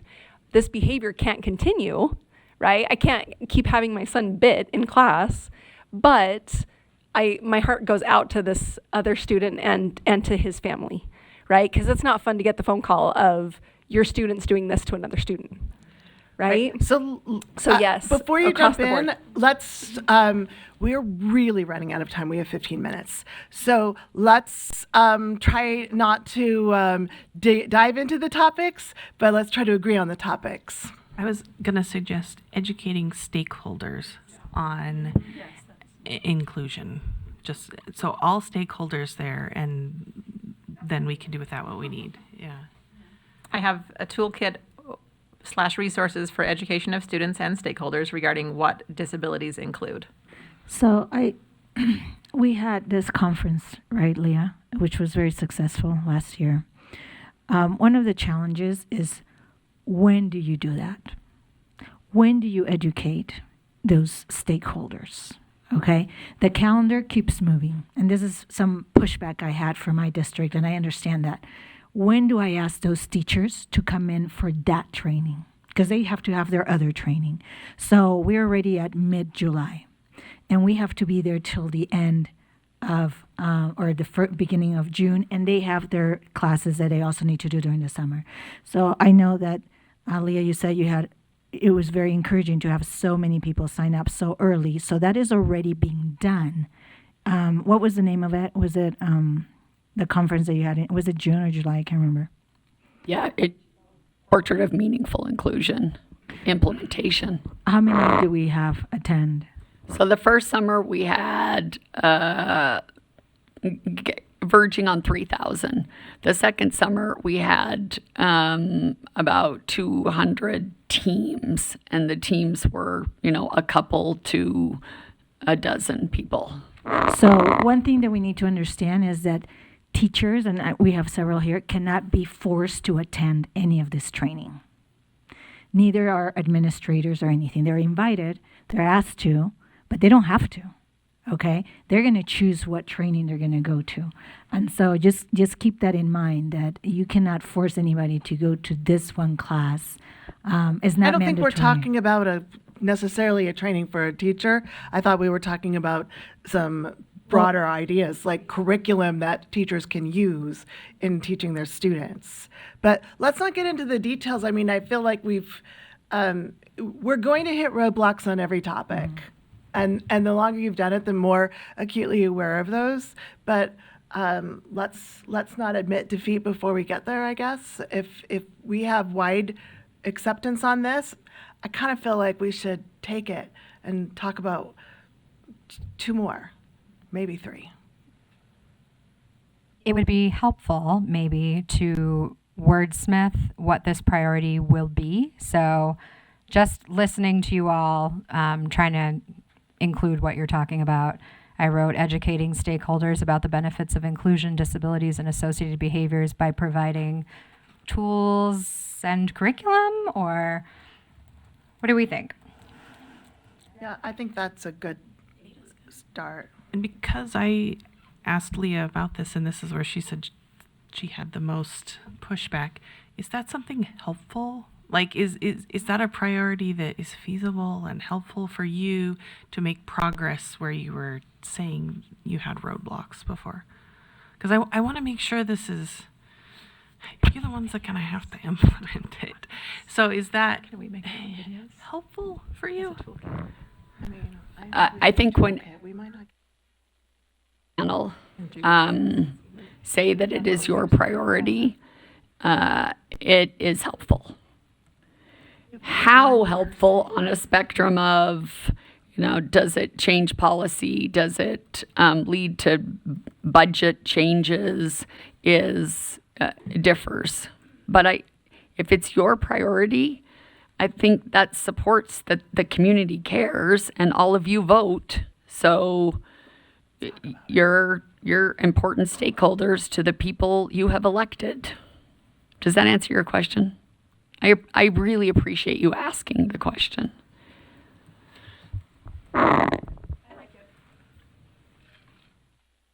Does it capture the highlighted statement? Okay. Provide you with all of this. If we don't finish, you could finish this next meeting. But we don't have very many meetings, and I would like us to have 3 when we leave today. And I'm going to start to just be more interventionist in my chairing. Okay, so in consistent statewide accessibility, is there anything here that we want to highlight and work off of?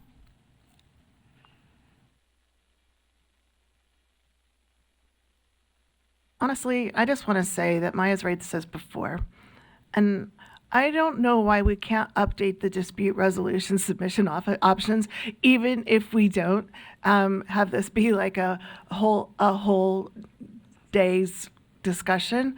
I don't know what to do with that, but I wanted to say it. Can I just add, the board already approved having a pilot of an electronic submission option, and that's already in place. Pilot's better than nothing. And we certainly appreciate it. Unfortunately, it doesn't really work.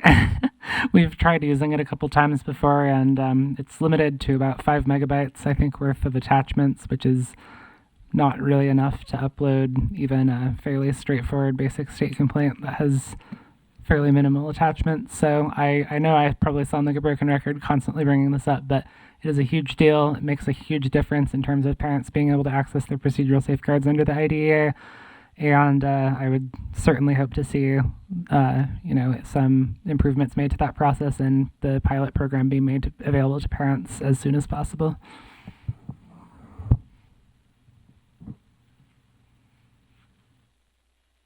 Is having Will you highlight that? I don't know if we might want to move on and see what else we can, because we might be able to add that in to another meeting. That's not a full meeting. That's a parent-focused goal. on this one, I would love to speak on. There's 3 in here that make me feel so excited. Like if it changed, it would make a difference. Caseload caps are one of them. We already talked about that a little, so I'll go on to the teacher participation in district level policy decisions. Is a very thing that we can provide a model for. And I think it would improve both the systems for kids and the work environment for our teachers. And it's something, I'm in the Salt Lake City School District, and we're starting one of those this year, where we're going to have representatives from each little corner of special education come together kind of like this and be an advisory panel for. And what's your third bullet? And the third one was para-recruitment and retention, connecting with colleges and going towards more full-time. So maybe the connecting with colleges, I think we have so many resources there where we have people who are in teacher training programs, and if we can grab them to be paras part-time because they're fine with part-time jobs because they don't have the capacity. Okay, so I'm sorry to cut you off, but You're we're good. running out of time. In my day job, I am almost always the skunk at the garden party. I am a consumer advocate in utility matters, and 90% of what I say is not what anyone wants to hear. I worry about these things. In particular, caseload caps. What are we going to do? Go to the legislature and say you need to, allocate even more money, and they're already, trying to change the earmarking of it. I mean, I so appreciate those of you who said, let's remember who we are and say what we need to say. But caseload caps, are we going to deny people services, or With lack of money being a thing, caseload caps could also just be state guidance on this is the ideal distribution of students for each. Okay. And maybe that already exists, but it's definitely not something that's consistent. And I don't see our school board doing that. So I feel like we've done so much on para recruitment. Appreciate that you weren't here, and I appreciate there's maybe small gaps, but we've done a lot. So I wonder if we want to look at another. Yeah, we've done a lot in para recruitment, but also recruiting in general for any field. That's an HR function. That's not necessarily policy guidance.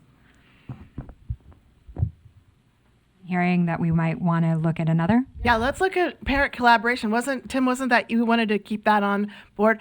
I think we've done a lot on this, but there's still other things. And what I like is you had that parent to parent and school to parent and this promote parent advocacy. That kind of started with this idea of, we know because we see a routine shuffling in and out of parents here who care, who are trying to build something in their district. So that idea was, is there something we can do to work with the districts to help form some kind of a parent support group, almost just a mentoring group? Is there, I don't know. So I feel like maybe if we really specify what we're working on, it is a gap that we haven't covered yet. I don't know what the answers are going to be. We're not going to brainstorm them now. We've got 5 minutes. Is the Utah Parent Center not supposed to do that? We definitely engage in collaboration and information. Of course, just like Leah keeps saying, additional support, right? Improvement, etc. Always welcome. And we've heard from Utah Parent Center before that they're always looking for different avenues to reach more people, in the same way that USBE said that they didn't reach as many people on their earlier offerings. I like this idea, and I think we can make a lot of progress this way. I brought this up last year that at our individual high school, we formed a parent group, and that's where we provide trainings, and parents have the voice, and a lot of this information can be disseminated. Maybe we work through PTA, but I feel like it's an area where we can make a lot of progress. I agree. So incentivizing the parents the school system to involve and collaborate with the parents can then have these multiplicative effects where you have the parents talking to each other about the inclusion issues, about the resource issues, about the pretty much every experiential thing. So Ripple effects of having parents engage and collaborate, I think, is going to be pervasive all over anything and everything. Look at how much more fun we had today talking to each other in person. And I think it's important to do it at the LEA level with the district and with your school. I mean, that's what I do just on the side, and that's where I see this great need is. And I think a lot of the bigger disputes can get resolved if there's just better open doors in place and gathering parents together and helping them on that. So it's lower a level. deal. You've got it written nicely. Please highlight that. We've got two things and two full topics and one partial. So let's see if there's another partial that we want to pull into it. I am going to get us done. I feel like the parent aspect might encompass those IEP issues in the future. Because we're empowering them to say, no, I'm not okay with an IEP that doesn't have academic goals. Or that have the same goals year after year. Education piece for parents. Can we look at process supported? We've got just a minute or two. That's an important one. I'd like to see more academic achievement and accountability for our children when they graduate and they're done with the education system. For the overwhelming majority, that will be the only education they have in their lifetime. The overwhelming majority will not move to those elevated programs because they only accept about 14 to begin with. And most of them will not achieve that, but they all need to learn how to read a sign that says danger, warning, women bathroom, male bathroom, read a cookbook so they can prepare a simple meal and know what, a fraction is, because that's a quarter cup. Right. But let's remember they all won't. Right? We are looking at a very wide range of abilities. Which is what I'm So- saying. For almost every child, that's whatever we achieve in the school years, that's about the academic achievement they will have. But it goes back to potential too, because if you say this kid can't learn this, I mean, my kid, is talking and, has a permit, like things like that. Oh, that's not going to happen. But if with good instruction, that goes back to the instruction piece that kind of goes into the higher ed too. Better instruction to begin with could help with that, I think.